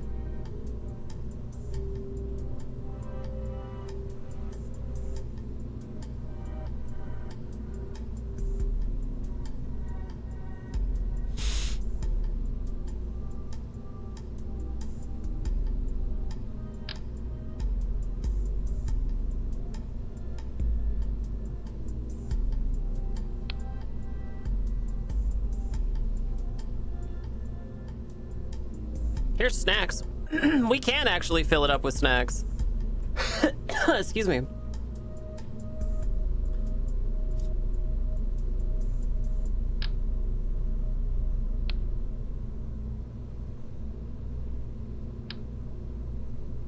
Uh-oh.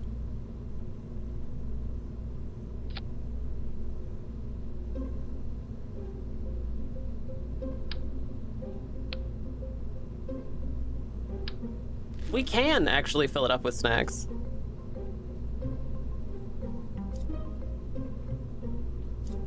There's got to be a better way to put these in here.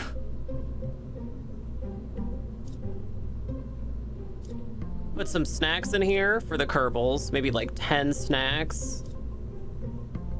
Do like a couple tacos, you know, for taco night. Green Kerbal taco night. Some beer, give them some space beer, just like from Red Planet. Do you guys remember that movie Red Planet? We watched it for movie night last night. It was great.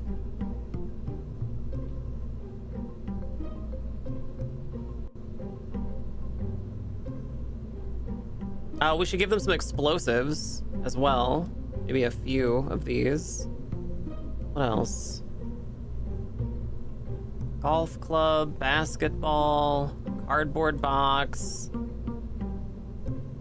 a guitar so that we can annoy everyone, electric screwdriver. I'll give them a book, a wrench. Okay, yeah, good. Good.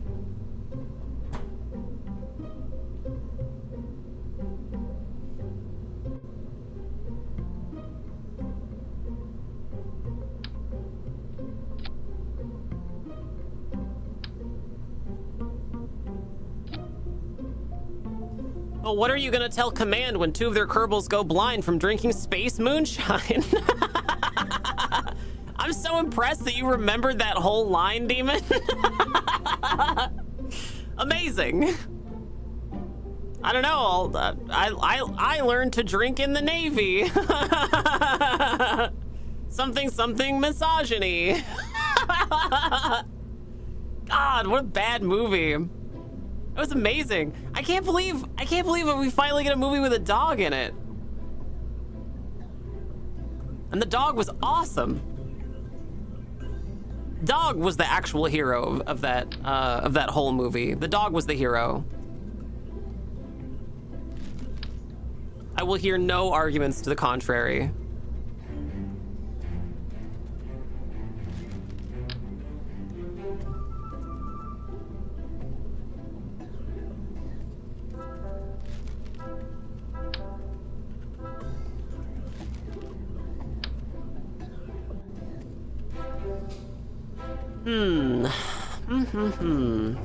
What's the best way to do this, chatters?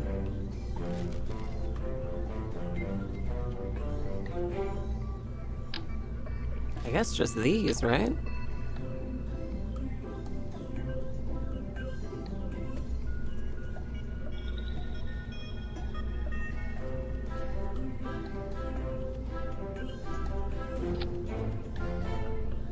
That looks kind of like the picture.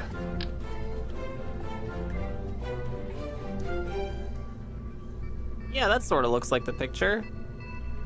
Get the picture? Good enough. Yeah. Oh, man. Okay, maybe we don't do it that way.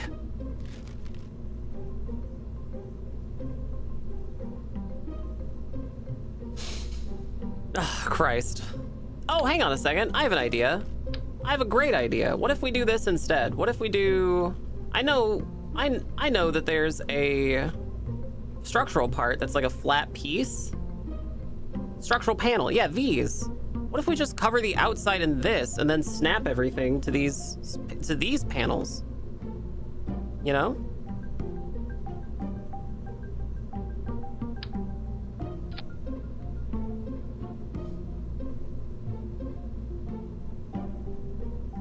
Right? That feels like way better, I think.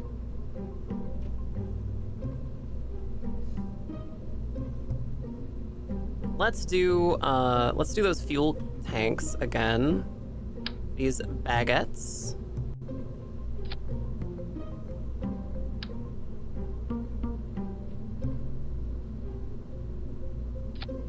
Do the baguettes. We'll do the monopropellant.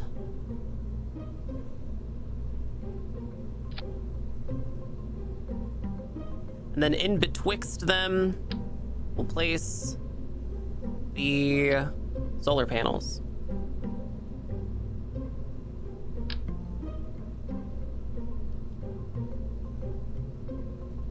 Yeah, there we go.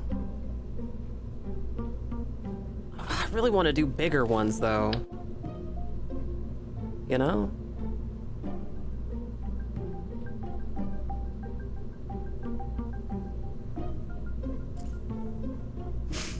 Want to do bigger ones. Want them to look like the picture. Can you make completely ridiculous looking spacecraft, or does it actually need to be somewhat normal rocket shape? You can make whatever shape you want. Yeah, people have made some crazy things in this game. Like, insane things I have seen in this game.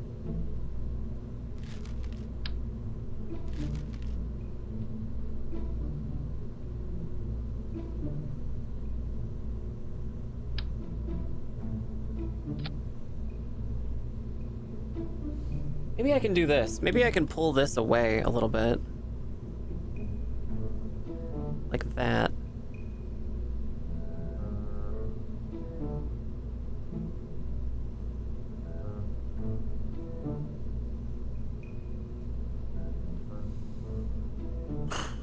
No, I hate it. I hate it. I wish there was a way I could do a hexagonal payload. It's weird that I don't have a piece like that.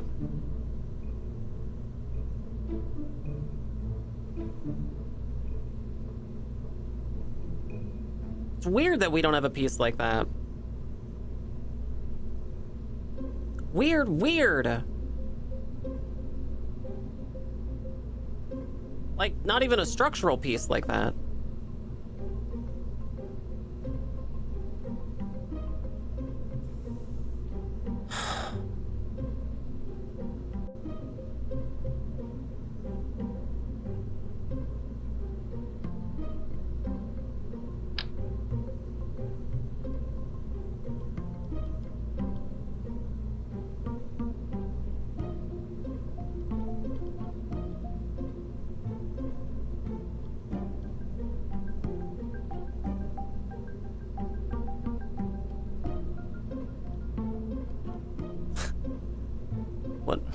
What are we doing? What is this?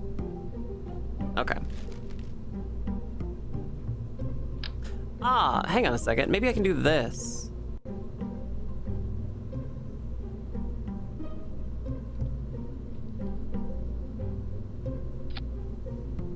Oh, okay. Here we go. This could be fine. We can just do this. We'll do it this way. Yeah, there we go. Perfect.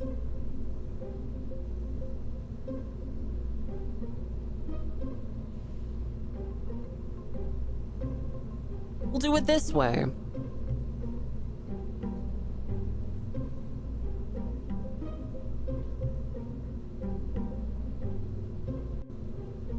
And now, solar. We're gonna slam some solar in there. Slam a little solar in.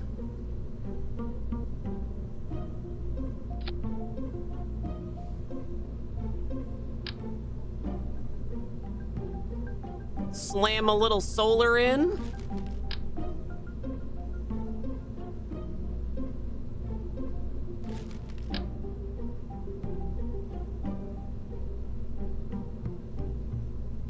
Yeah, perfect. There we go.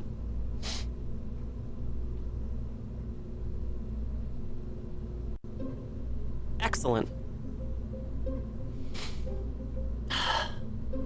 It's beautiful. It's beautiful. Just don't look too closely at it. It's beautiful. It's beautiful. Right, chatters? It's beautiful, right?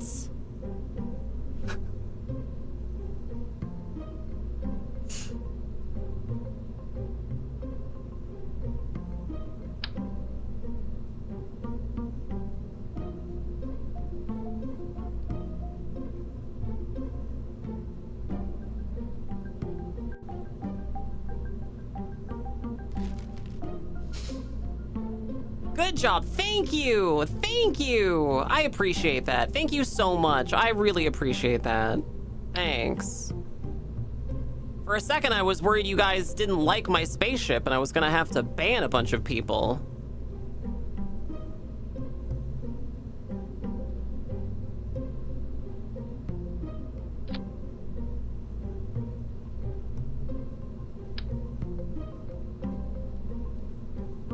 There's a little trick with Kerbal batteries.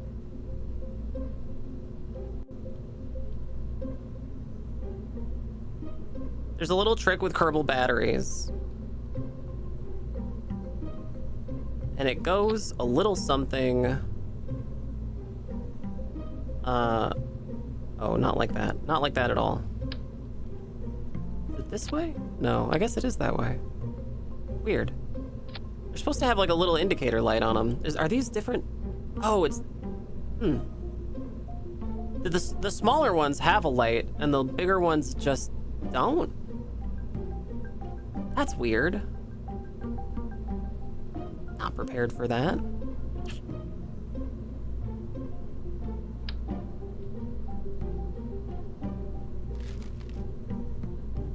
Okay, well, I guess we could just get away with a few of the smaller ones.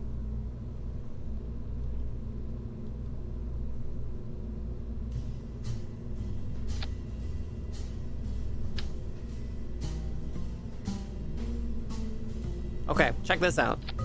So we're gonna scooch these in. We're just gonna scoot them in. And now, check it out. You can see the little indicator lights on them. Cool, right?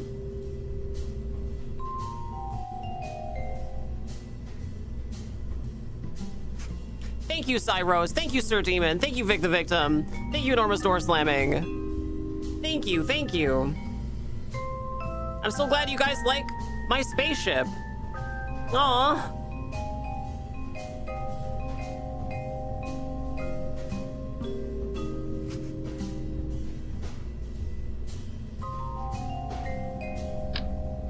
Oh yeah, the ladder. We almost forgot the ladder.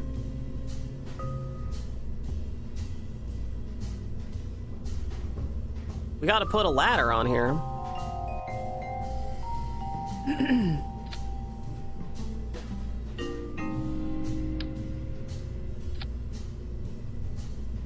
So they can do maintenance, you know?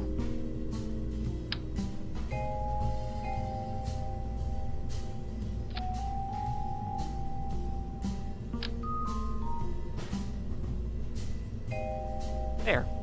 That's good. Good enough. Good enough.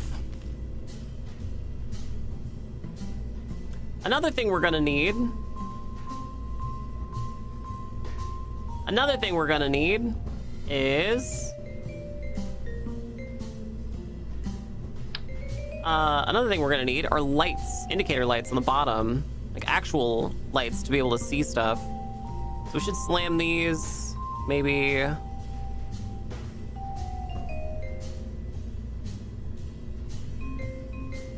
This way?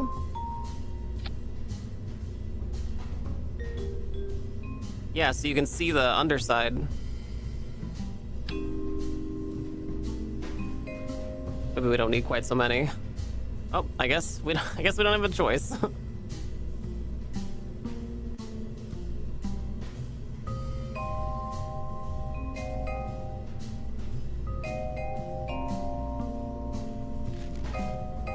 What about the Illuminator Mark II?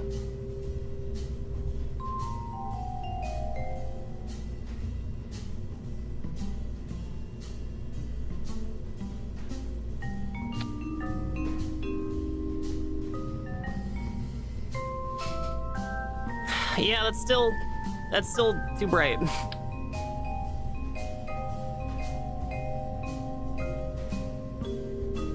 Maybe I just have to put them in like one by one.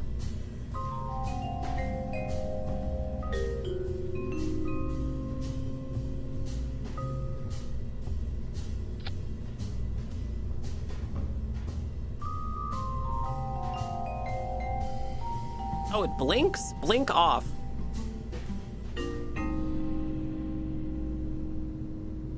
We'll rotate it a little bit.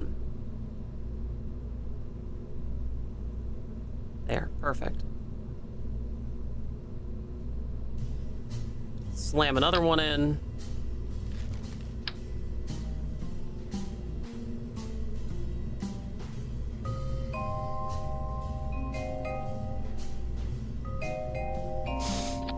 Can we fit a laser show on here?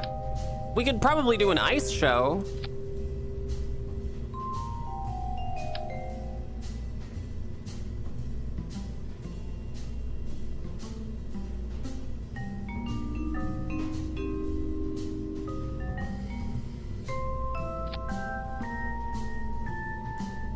Like Disney on Ice? Yeah.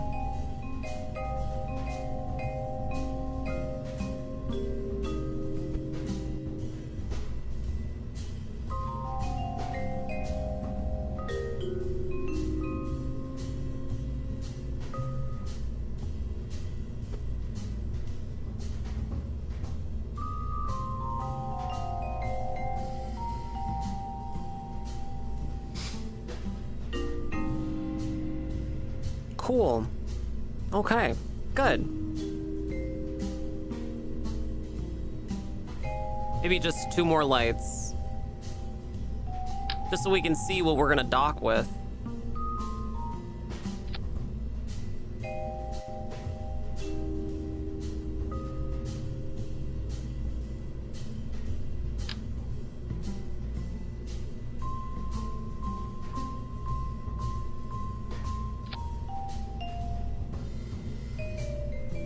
Okay, perfect. There we go. Nice.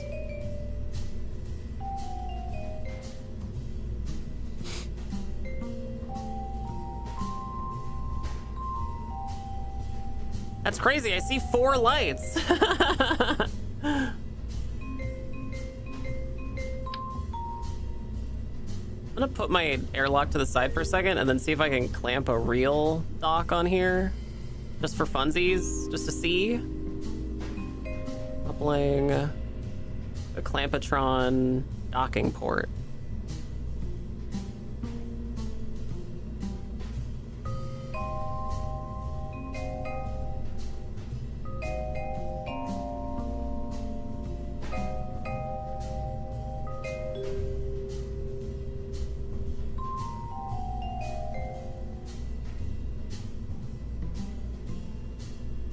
Clampatron docking port.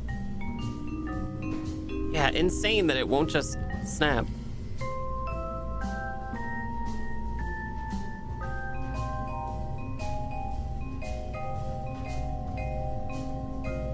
Okay. There. And this won't snap either? I must be missing something.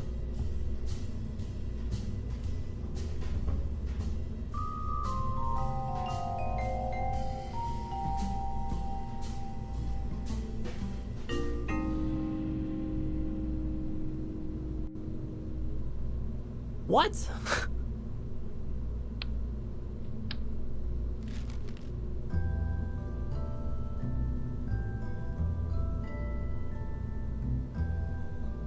Clampatron docking port refuses to auto clamp. 1 star. It came with 2 stickers, so 2 stars.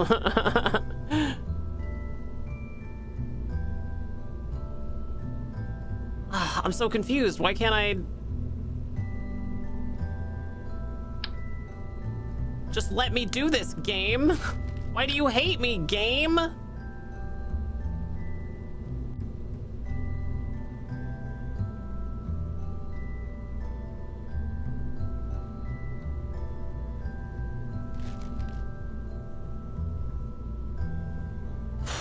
Okay, well, I guess we're putting the inflatable... we're putting the pool toy back on. Pool toy... We are a go for pool toy. I repeat, we are a go for pool toy.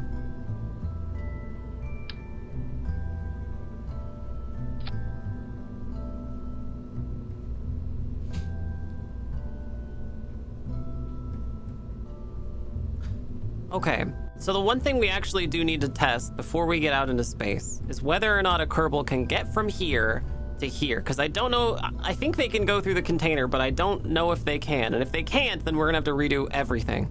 So what we're gonna do before we go anywhere is we're gonna do this. We're gonna put this upside down. We're gonna put you on as close to the floor as I can get you. Actually, I can just put you in a little gripper. You just have a little gripper. There we go. Okay. All right. This will be the... Oop. The view module. All right, we're gonna launch this. Well, we have to pick a Kerbal, so we can't launch it yet. We're not putting Jebediah. We're just doing, maybe we'll do Vic the Victim. Vic the Victim. You, the only male Kerbal, slipped in before the forced feminization protocol.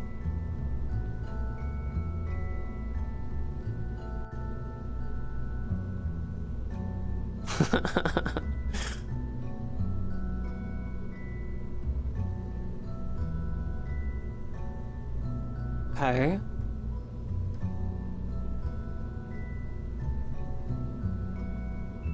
Maybe I have to fill the rest of it? No, okay, that looks like it's done. I wanna. The only male Kerbal for now. Alright, let's launch this. Houston, there seems to be a problem with the inflatable donut initiating pool noodles contingency. Okay. Vic the Victim is in here. Vic the Victim. You are in there. You're looking at the launch pad. Everything is upside down. This is exactly what we want. Exactly what we want. I don't know how to get back out of this view though. Ooh. How do I get out of here? Oh, Jesus Christ. Chatters, please help. Chatters, what have I done? Toggle time mode, warp to sunrise. If I go to the map and go back? Oh, no.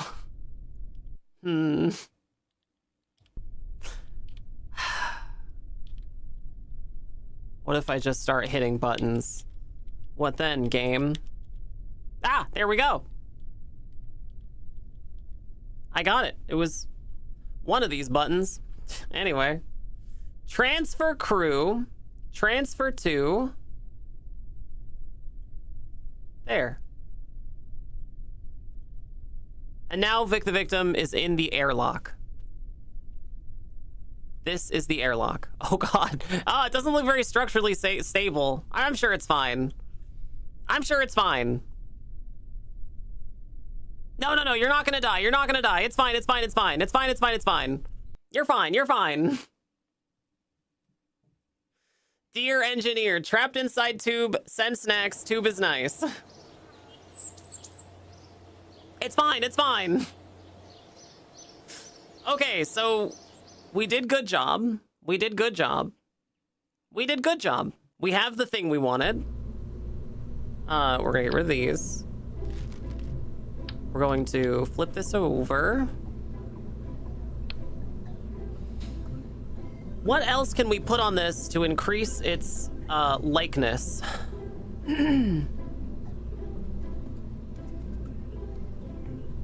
It says the European Space Agency provided fuel tanks to refuel PPE, cargo space, and large windows to allow Artemis astronauts to capture stunning images of the lunar orbit. Okay, well, they have some package thing up here I want to use.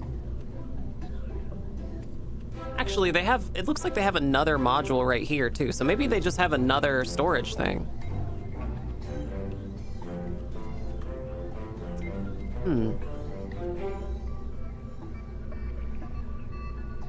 I wonder what else I could put here.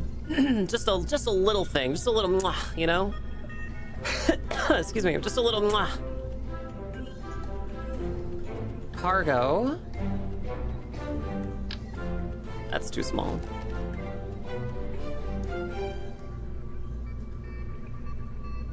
Utility.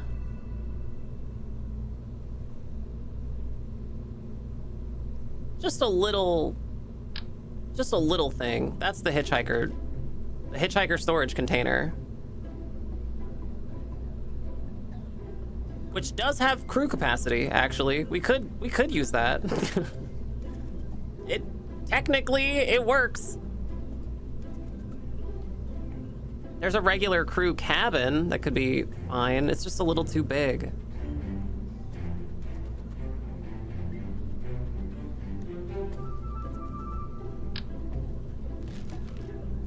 Hitchhiker's Guide to the Storage Container.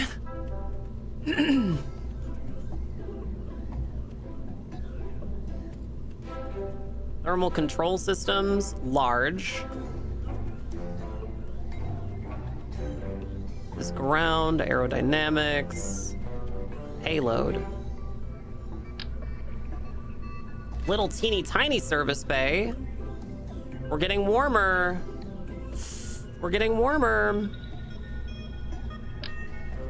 That is too big. That is also too big. That seems perfect.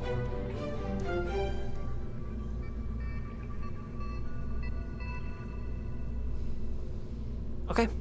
Yeah, we'll just put another container up here.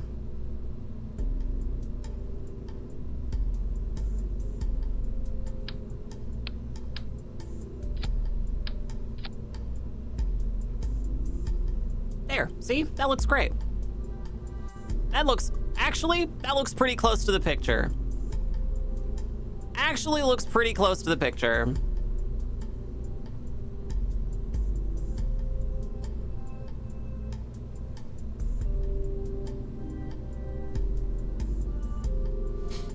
I think we should probably give it a reaction wheel.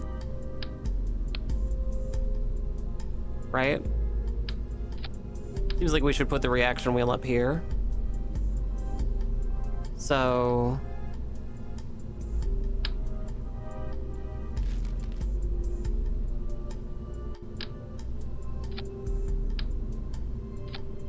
does it need a reaction wheel? Does this thing have a reaction wheel?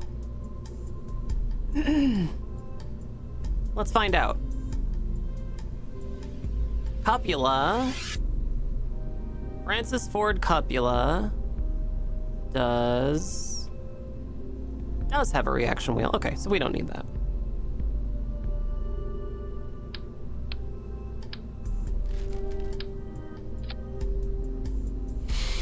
Perfect.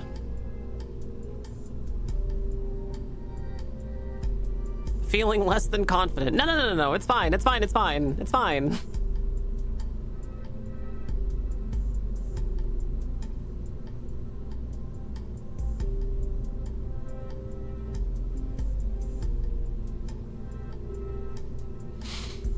So the other component to all of this is that I'm pretty sure that the payload adapter thing is gonna clip through all of this stuff on the bottom. So we're gonna have to move all of this. But luckily, I think it's gonna be a little easier because we have it all attached the way we want it to be. Just move it up a little bit. Like to there. See? Like that.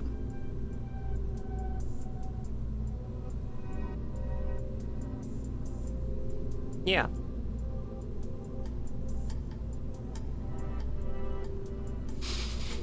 There we go. Perfect.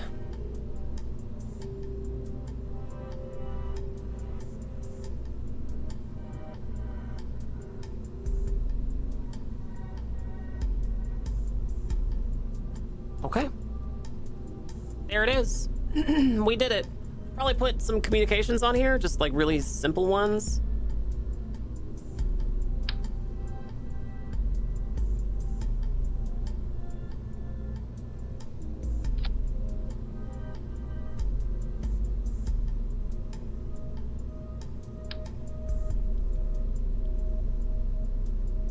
Maybe not those. Those look terrible.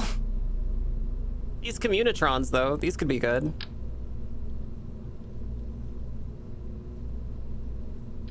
Yeah, just like that. Great.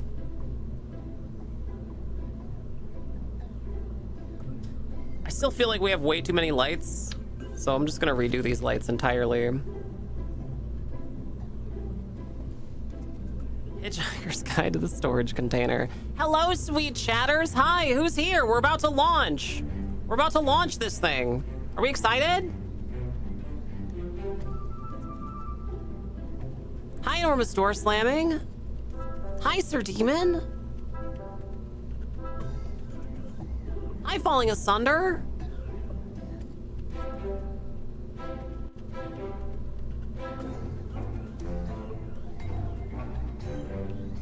Hi, Twisted Pixel. Hi, Vic the Victim. Oh my god, the gang's all here.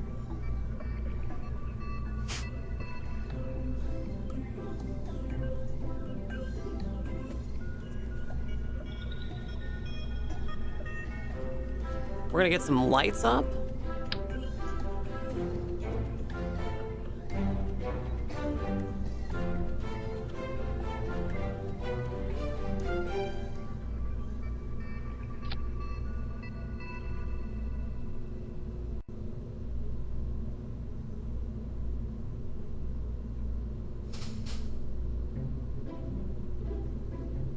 And then we're going to rotate them.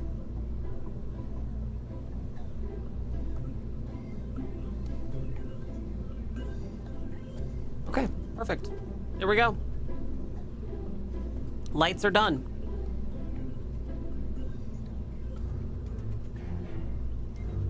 Okay, this is probably going to be a lot heavier than our satellites, so I'm not sure if we're going to make it all the way to the moon. We're going to try, but it might be a couple attempts. We might need a couple of tries.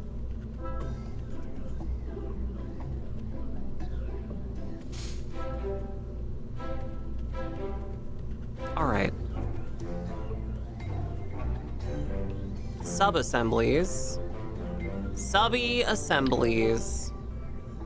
Hi, how goes the engineering? Hi, Donna Vix. We're almost ready to put the first piece into orbit. Let's see. View module. Okay, now we open up the smallest chatter landing. Smallest chatter launch system. There it is.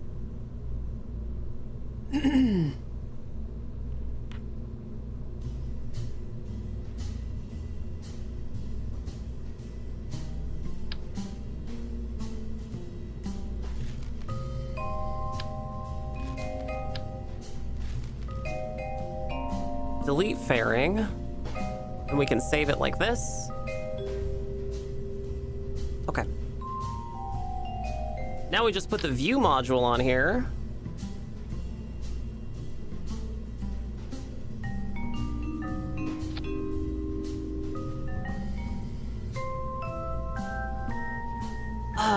One thing that I forgot to do was give it RCS. I don't think it's gonna need it though. I think it'll be fine. I don't think it needs RCS. I think it's fine. I think it's fine. You need 5,000 DV for moon orbit. Okay, good to know.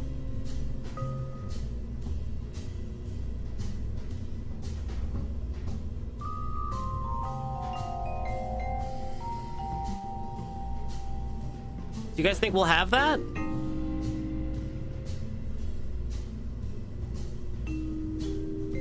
Looks like we do. Looks like we definitely do.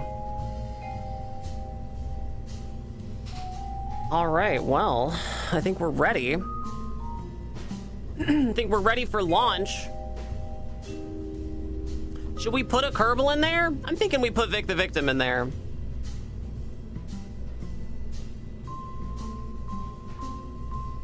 In the cupula module. We just send a person out there.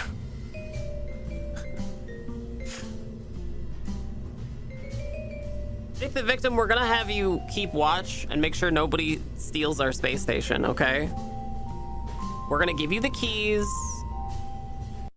We send you with some snacks. There's some tacos and beer. And you'll be fine.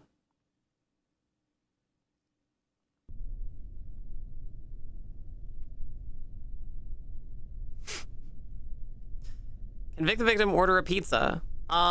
Well, yes, but we're only gonna be able to deliver it on the next run, so.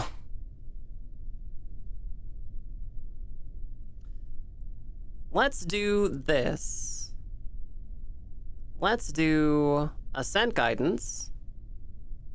Circularize at 100. Engage autopilot. And we'll just go, you know? We'll just do it. Why shouldn't we? You know? Live a little.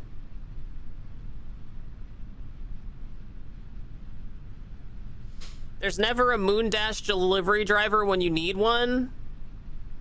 Yeah, Moondash started charging like really crazy fees, so I don't think anybody even has like the Moondash app anymore.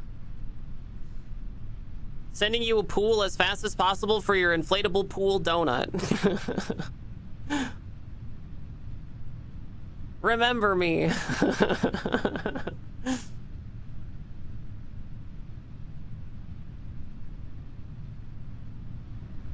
feel like it's making a lot less noise than it did before. Is that weird? It's probably fine.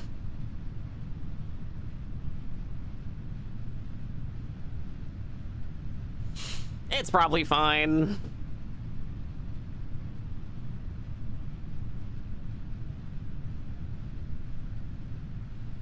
Okay, almost time for the second stage. And second stage and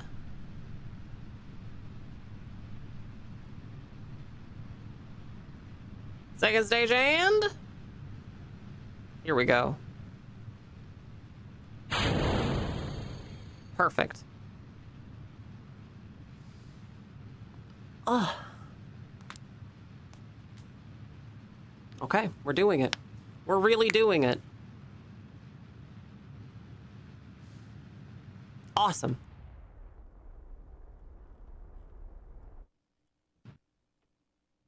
It looks like we're going to circularize at 100. And it'll be easy. Probably. Actually, wait, hang on. I'm disengaging autopilot. We're not gonna use the scent guidance for this because they never do it right. I'm gonna do maneuver planner. We're gonna circularize at the apoapsis. Create and execute. With SAS on.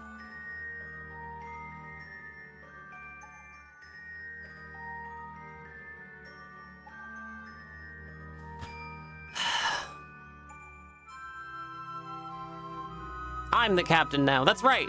Yeah, you are. Hell yeah.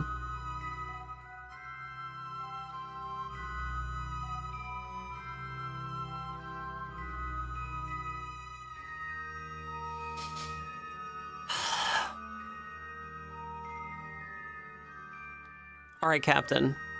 We're gonna deploy the fairing. And now it's just you stuck to the front of a rocket.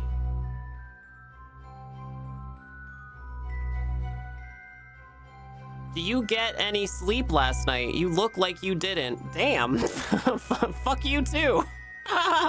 Christ. Don't get sassy, Ensign. Well, they literally won't get sassy. Despite me trying desperately to get them to turn sass on, just won't happen.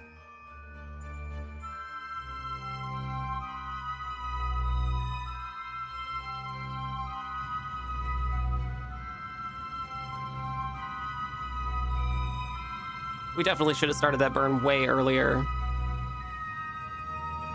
Streamer looks pretty. Thank you, Cyrose. Very kind of you. Thank you. What are some other nice things you could say about Streamer, chatters? I bet some of you have some really nice things you could say about Streamer.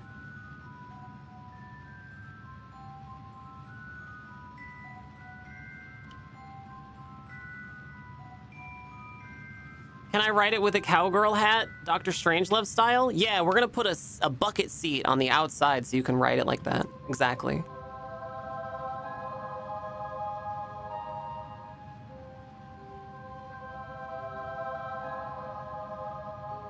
I like your headband. Thank you.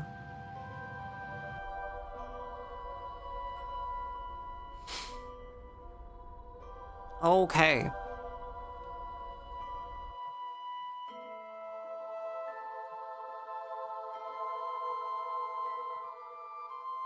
So now we're gonna go to the moon.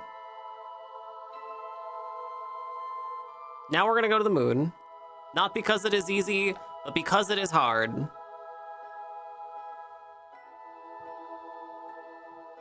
We're gonna use the maneuver node editor. And I think I want this station to be at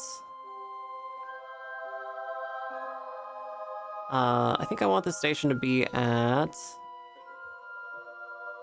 uh-oh, I think I bungled it. Remove all nodes. Create node.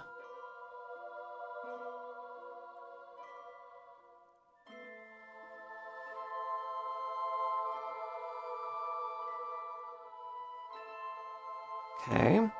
I think I want it to be at, what do we think? Like, I want it to be pretty close to the surface. Is 22 okay? That seems, yeah, that seems fine.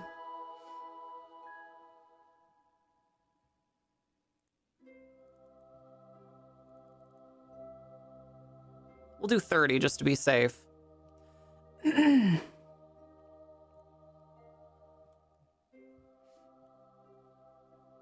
Actually, lunar regolith is extremely soft. Is your real name Nicotine? You asked me that yesterday, and yes, it still is. That has to be a world record chest plate they made for you. Hope they put it in the books. Yeah. Yeah, it's pretty cool. They did a good job. Little low if you wanted to relay. Well, that's what the relay satellites are for. This station is just a way to get into orbit from the moon and back, you know, back and forth to the moon. So if I want to minimize the amount of effort it's going to take to get astronauts from the moon to the station, then the station can be as close to the lunar surface as I can get it, right? Because it's a lot easier to go up and down when there's very little, you know, distance.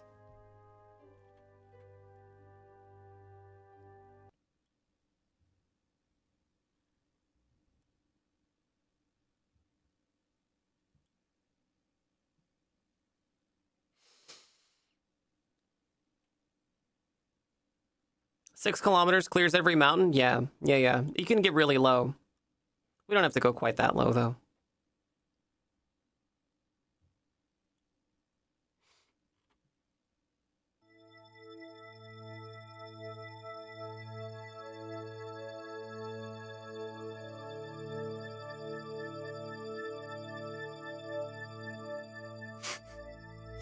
All right.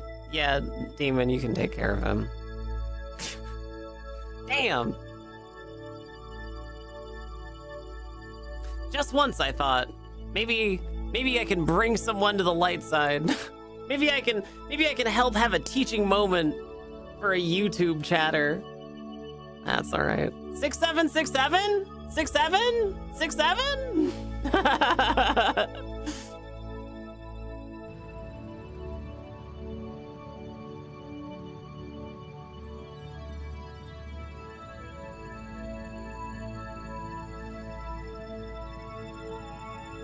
Okay, here we go. We've started the burn.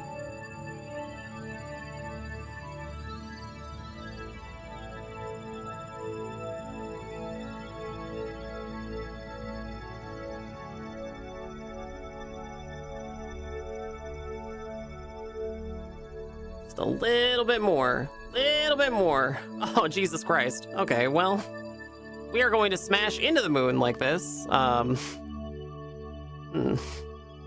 Not ideal. Okay, we're gonna need to do a correction burn here. Add maneuver.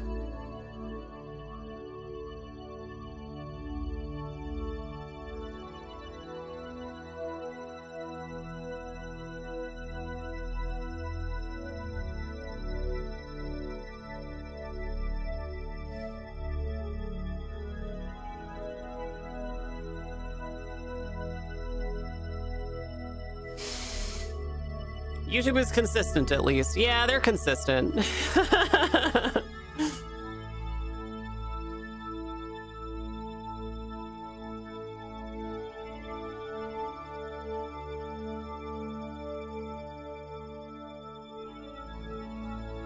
All right, I guess just execute next node.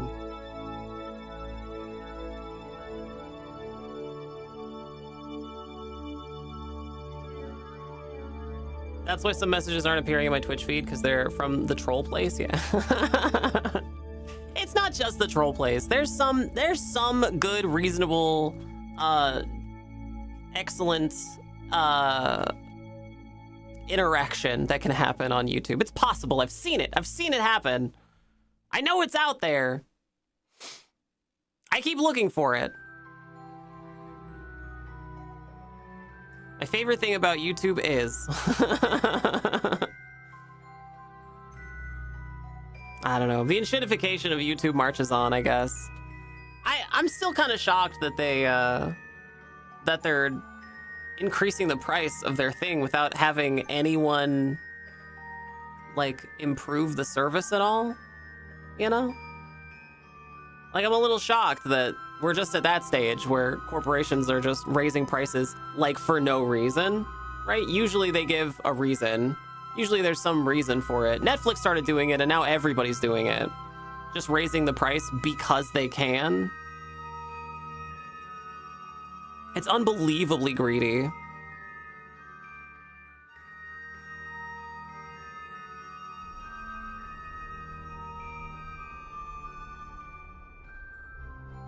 Okay, perfect. We did it.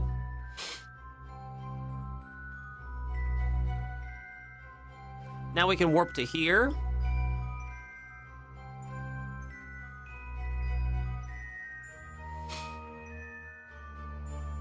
Bewildering, the sheer volume of bad management decisions with YouTube? Yeah. Bewildering.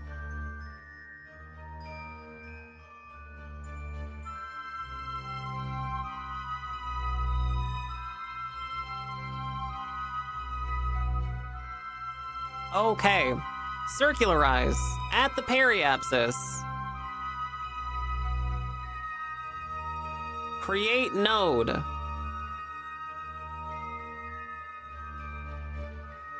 Oh, you know what I should do?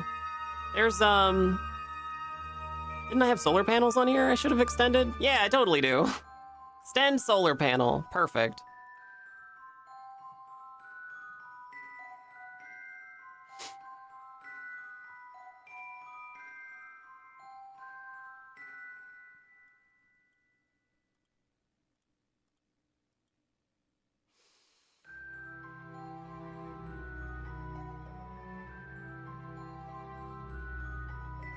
Oh, we're going real close. Oh, we're going real close.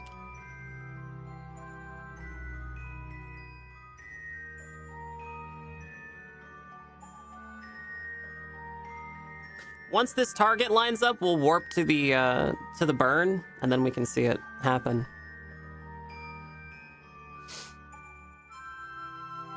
Yeah, I don't know. I think a lot of people just got a little too complacent with, excuse me, with a corporation like Google, right? I mean, there were always people who were like screaming about how invasive they were and how, you know, how they're gonna profit from something eventually. But I think a lot of people just didn't care. Oh, I get free email. And then they've just kind of been on this slow march to enshittification for like 20 years now. They removed the "Don't be evil" slogan like 6 months before they started doing government contract work. Horrifying. YouTube could be such an important loss leader for that company too. Like if I was a horrible capitalist, I would be wielding YouTube to support the larger mission of the corporation instead of enshittifying it to try to nickel and dime people. There's no way that YouTube is profitable, right? It's not profitable. It's a loss to run YouTube. And I think it's the same with Twitch. I'm sure that it's a loss, right, for the corporation that runs it. But YouTube can provide a lot of value to that corporation. You know, it can do things like promote its own products. It can do things like, you know, maintain a positive view of itself via the algorithm. It can shift public opinion in ways that have been unfathomable throughout human history. YouTube is a method of power for a corporation, and any corporation would be thrilled to have it. So it's no surprise that Google keeps it around, even though it loses money. But what is shocking is that they still try to pretend to make it profitable. It doesn't have to be profitable. It's already providing enough value from other ways, right? It's shaping public policy.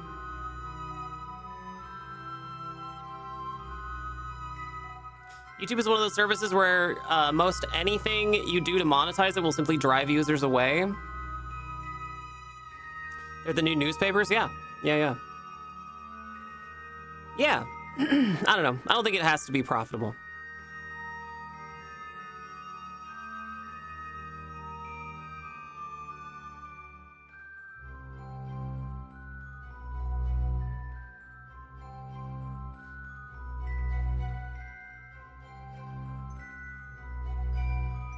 Okay, here we go. Here's the circularization. Here we go.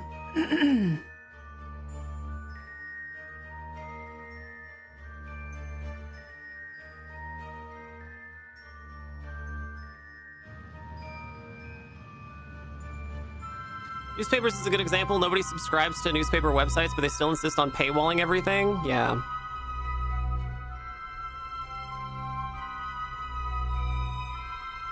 Excellent example. Okay, we did it.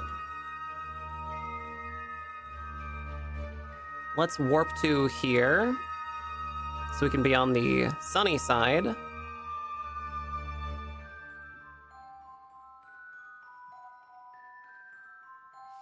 Okay.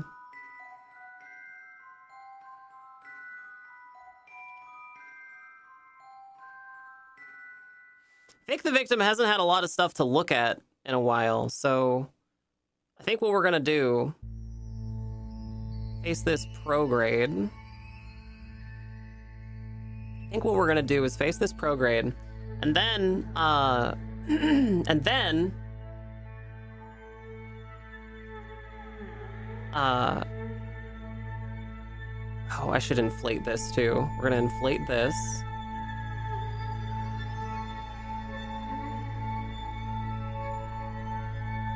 Okay. And then we're gonna jettison Vic the Victim. And then we're gonna crash this into the surface of the moon, since I don't think we're getting it back. Look at that moon! Look at that moon! That's a lot of moon! Snuck a dirty magazine into the storage for Vic while you weren't looking. Some space weed, like for all mankind.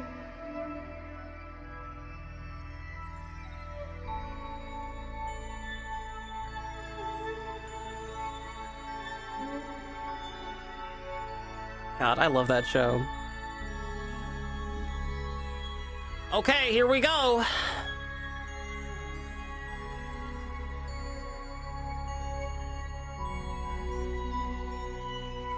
Vic the Victim, are you ready to be jettisoned into orbit? The first chatter Kerbal in orbit. There you are, look.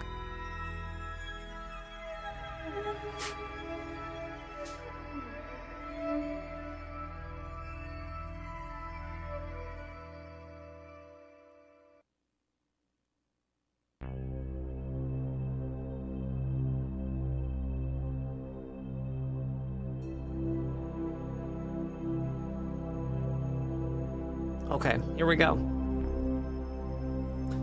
Here we go.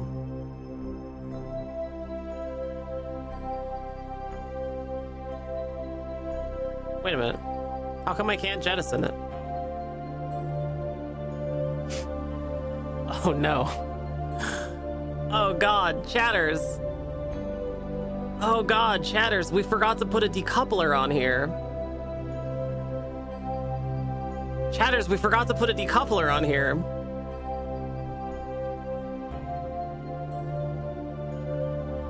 But you know what we didn't forget to put? You know what we didn't forget to put? I think we still have all the C4. Yes, we do. We definitely still have the C4. Okay, so here's the new plan. Vic the Victim. Here's the new plan, Vic the Victim. What you're gonna do, and this is very important, so don't mix up this step, okay? Vic the Victim, what you have to do is you're gonna have to do an EVA, okay? You're gonna have to place the C4 on this part right here, or this part right here. You're gonna have to place the C4 on this part, preferably as far away from the capsule as possible, okay?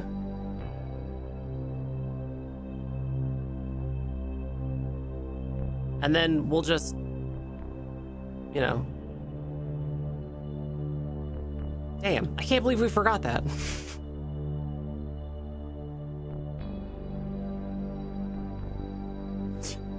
Should we try to blow it up?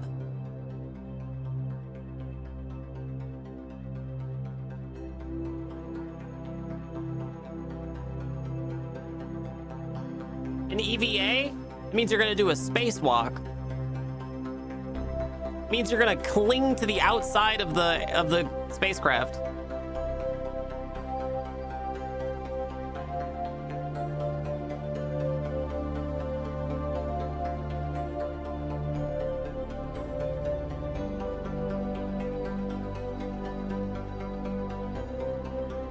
This is your capsule, by the way. This is what you can see. We're gonna try and clear out your view.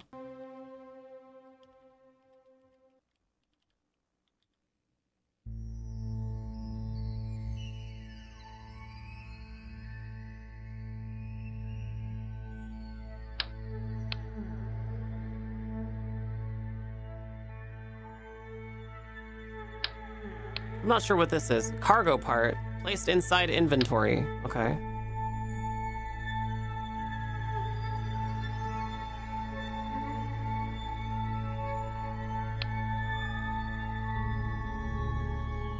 Oh, it's your personal parachute. Okay, we don't need that. You can get rid of that. You're not going to need that. You don't need a parachute. You can get rid of that. We're not going to use it.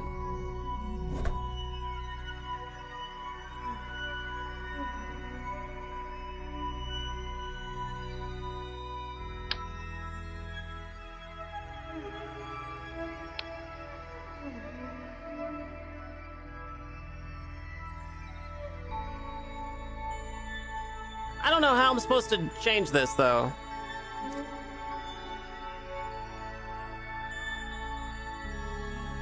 How do I get you to pick up the C4? Oh, I see. I can just put it in your inventory. Ah, okay.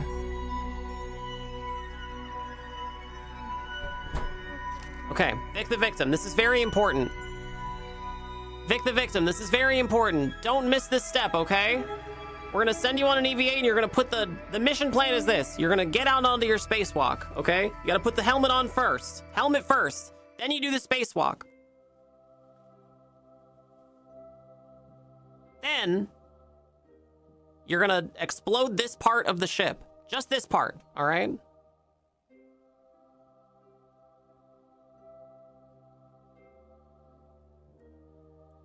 Okay, here we go. Why am I holding explosives? Because you gotta place them. You gotta place the explosives. Okay, here we go. Don't panic, Vic the victim. It's gonna be okay. I'm just gonna have you... Just gonna have you...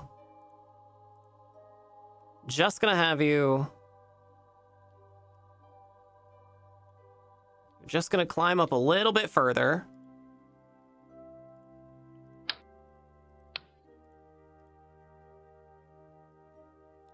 Inventory. Equip the C4.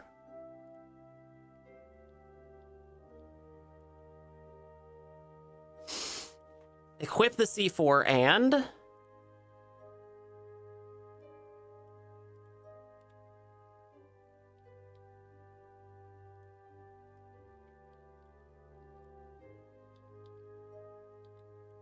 Oh my god, it's so dark. I can't even see.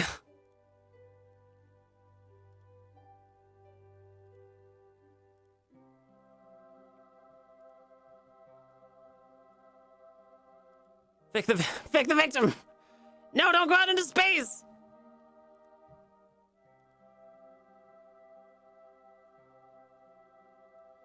I actually don't know how to use the C4. It says unequip, equip.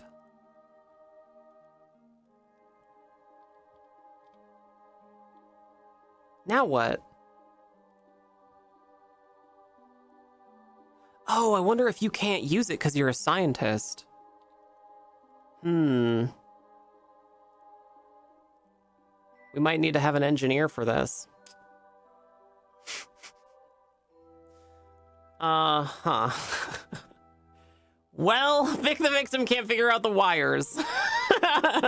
To be fair, I accidentally colored them all just different shades of brown because that's how I thought you were supposed to do it. So, sorry, Vic the victim. That one's on me.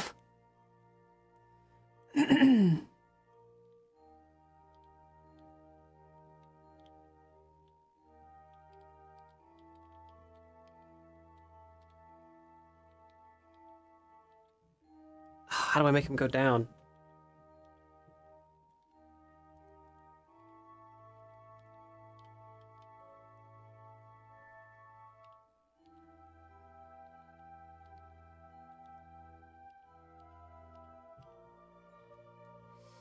How do I make you go down?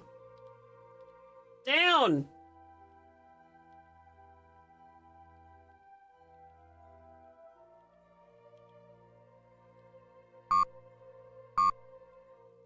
Cannot use item because nothing is equipped. Oh, hang on. Maybe that's how you use the item. Okay, hang on. Pick the victim. Equip this. Cannot use equipped item because nothing is equipped. Well, that is equipped. Okay. Well, I guess I have no idea what I'm doing.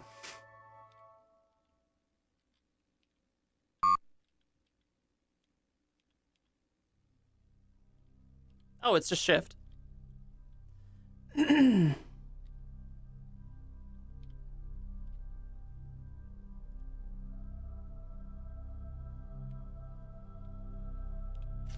All right. So, maybe we just have to send another Kerbal up there who can disassemble it, who can take this part off, maybe? I don't know.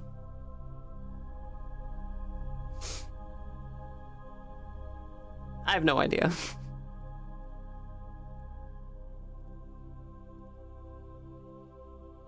If only we had a cheap gold retirement watch and some tweezers, we could rig something.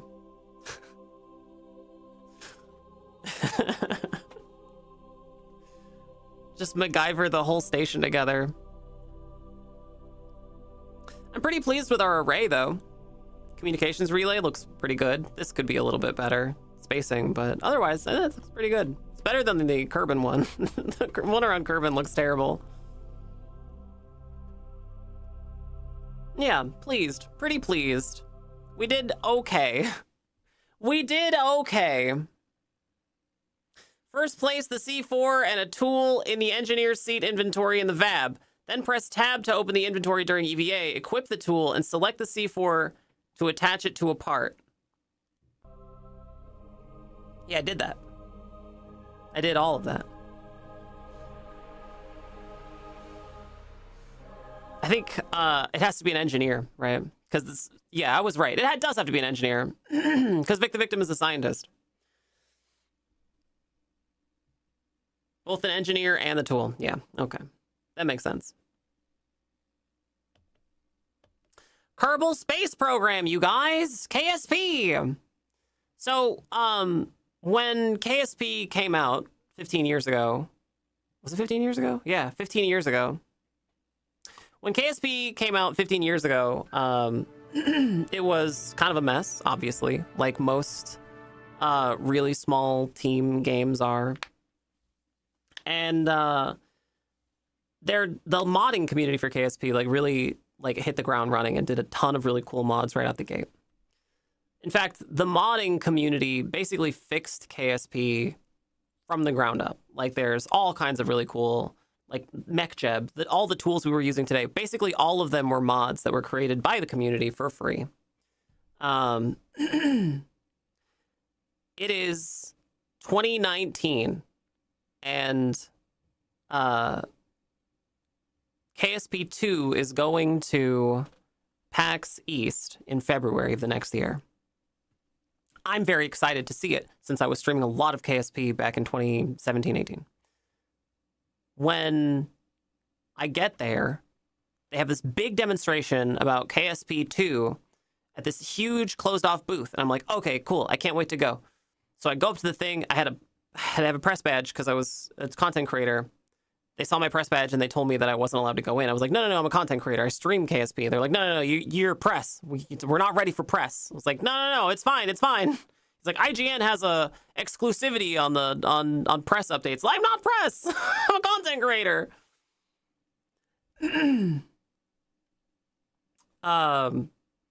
It was kind of at that point when I sort of figured that KSP 2 was going to be a little bit of a shit show. Turns out I was 1000% right. If you guys don't know the lore behind KSP 2, it is a mess, dude. It is a mess. It is a mess. That's the reason that people still play KSP and nobody plays KSP 2.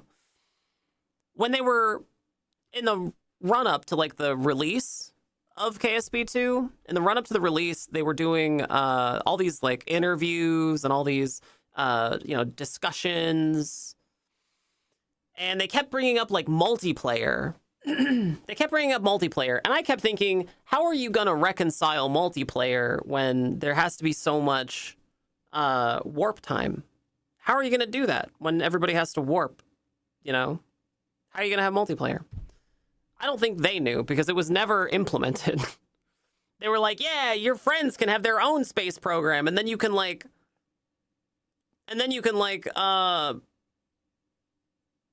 have a space program together. You can nuke your friends. Okay, sure. Take a look at the recent reviews. The recent reviews are... Oh, hang on. You guys can't see it. Take a look at the recent reviews. The recent reviews are overwhelmingly negative. It was released in February 24th, 2023. This is 3 years after I went to PAX and they kicked me out of the booth. 3 years later, they released it. And this was the trailer. This was the launch trailer, I think. Okay, see, look, pretty standard stuff, right? This is the UI. It looks a little more modern. The graphics also looked a little bit more modern. It just looked like an upgrade, right?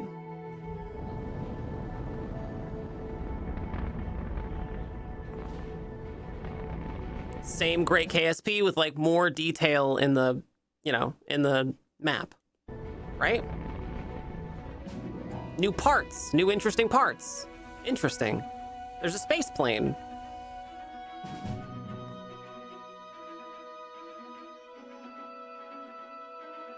Looks like there's new animations. There's all this new graphic stuff. Like, it looks... If I were just looking at the trailer, I would be thinking, wow, what an upgrade this would be. Until you start asking some questions. Like, sure, these parts are interesting, but what's the modding community going to be like? Is this going to support mods? Because mods are basically the only thing that makes the first game work. Basically, the only reason people play KSP is for the mods. So, what are the mods going to be like for this? It's going to support mods, right? No, not at all. Not at all, actually. You have to download a special, like the special Pretty Princess launcher just for this game, I think, in order to get mods to work. Incredibly stupid. Incredibly stupid decision to go that route. Everybody hated that. But even when you do install the game and try to run it, it doesn't run because it's not optimized, right? It's just trash. It's just garbage. The graphics are terrible, actually. It doesn't run right. It's a physics simulation. It has one job to do. It's a physics simulation. Just simulate physics. And they couldn't even get that right. At launch, there was no communications relays. So, like, communications didn't matter. Which, like, if you're going to make a game about spaceships, come on. Like, make the antennas matter, right?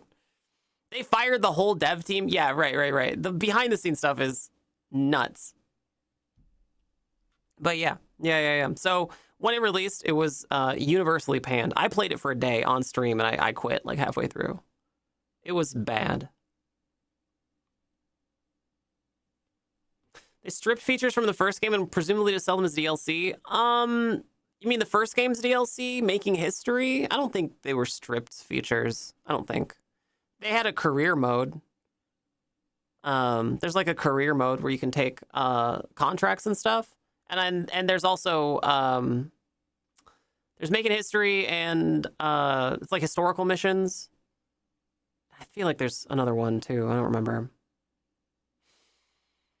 But yeah. So like a little while after they released this piece of hot garbage that doesn't work right and doesn't do anything right, after they scammed everybody in February, like 6 months later or a year later, they just fired everyone. And now nobody updates it. Like, it's abandonware. It's abandonware. What a horrible experience it must have been to be involved in this game. Don't buy this game. It is dead. Don't buy this game. It is dead and no longer being developed despite still being labeled as early access. Oh, yeah, it's an early access game. Oh, Jesus Christ. It is unfinished and barely playable as is. It should not be allowed to sell abandonware on Steam labeled as early access, in my opinion. Yeah, I agree. It should be illegal. That should be illegal.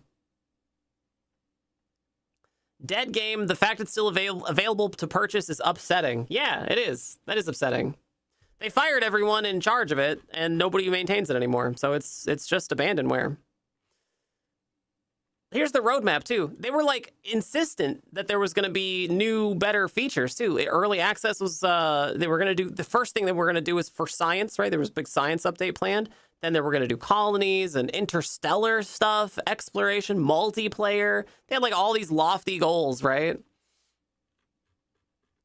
As dead as my Kerbal. Your Kerbal's technically still alive. They haven't died yet. Haven't died yet. Seeing this in Cities 2 fall was such a slap in the face. I know, and they released kind of around the same time, too. Cities 2 was a fucking mess, too. It's the exact same situation. The big developer wanted to lock down mods. So, like, I don't want to just blame Bethesda for this, because it's not just Bethesda's fault. But Bethesda, I feel like Bethesda started this, where, like, they wanted to lock down mods for Fallout, because they realized that the appeal of Fallout is downloading mods, right? They wanted to lock down mods to the Bethesda mod palace or whatever, and everybody hated it. And that was like their goal for a long time, was just to do that. But then they relented and let people have mods anyway. So like Fallout did it, like Bethesda did it, and then suddenly everybody tried to do it. And Paradox is one of those companies, right? Paradox has their Paradox launcher, right? They published Cities 2, and they tried to do that. They tried to make it so, they tried to make it so you had to download the Paradox launcher to use Cities 2 mods, which is a terrible decision, right? Why wouldn't you just let people do mods through Steam, right?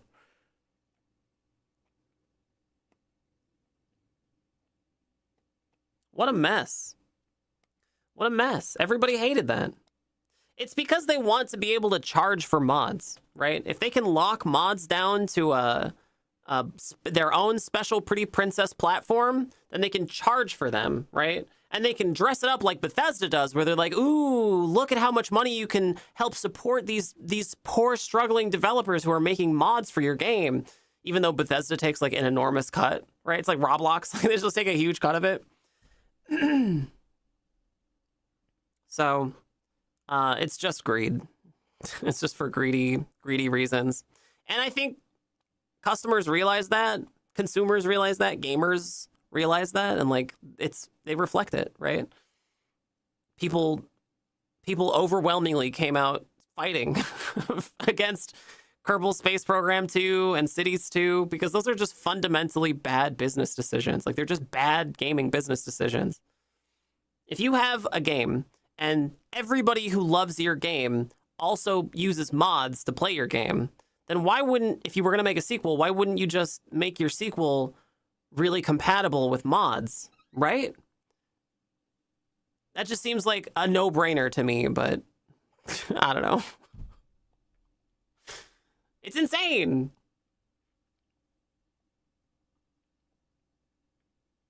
They tried it with Skyrim. Oh, right. Way back in 2015. Yeah. That's right. Oh my God. Yeah, what a mess. What a mess that whole thing was. All right, chatters. Well, today was Plainview Day, so I had to go live a lot later than I usually do. So, sweetest, smallest little chatters, did we have a fun stream? Did we have fun stream? Sweetest, tiniest, littlest chatters, did we have a good stream? Paying modders a single time to effectively independently make content that they can just sell indefinitely has a huge profit margin compared to putting together a team to make a full DLC, right? Yeah, exactly right. From the people who brought you horse armor comes... All right, sweet, tiny little chatters, sweetest, smallest chatters. My name is Nicotine, and this has been the Nicotine Stream. And before I go, I want you to know that no matter who you are, no matter where you are, no matter what you've done, that I'm proud of you. That I'm so proud of you, and that if you ever feel sad or scared or lonely, you should know that at any given moment, there are thousands of people in this world who want nothing more than to be your friend, and all you have to do is find them. And in the meantime, you can hang out here with me, Nicotine, every day at twitch.tv/nicotine, coming out on Blue Sky, coming out on YouTube, coming out everywhere at nicotine.com. Where you can find all of my links in one easy little place. I couldn't make it easier. It's just nicotine.com. It's so easy, chatters. Chat, there's tons of ways to support the stream. There's bits and subscriptions and donations. All that stuff is really, really important. So thank you so much, chatters, for doing those things. But there are other ways too, chat. Free ways even, like following the stream or clipping the stream or just being a good chatter. But one of the best ways to support any content creator who has one of these things is a monthly recurring membership, either to the Patreon or to the merch store. And every single one of these beautiful, beautiful people has subsidized your free entertainment. So thank you so much, patrons and merch store supporters. I can't do this stream without you. It's a huge, huge help. Chat, if you want to get your name on television, head over to patreon.com/nicotine or merch.nicotine.com, and it can be yours for as little as $2. Again, huge thank you, patrons and merch store supporters. Chat, I know the world's a big, scary place full of lots of anxiety and dread, especially right now, especially if you're queer in some way or trans. But I want you to know that whether you've been around for a very, very long time, or you're just figuring some stuff out about yourself, like gender stuff, or whether you're trans, like me, I want you to know that it's going to be okay. We're all in this together, sweet chatters. Remember, no gods, no masters. Your boss is not your friend. Have a wonderful night and Arma's door slamming.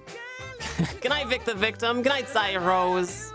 Good night, everybody. I'll see you all again so very, very soon, sweet chatters. Tomorrow and every day here at the Nicotine Stream.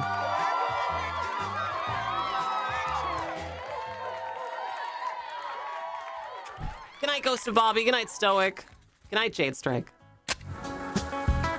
Good night, Sir Demon.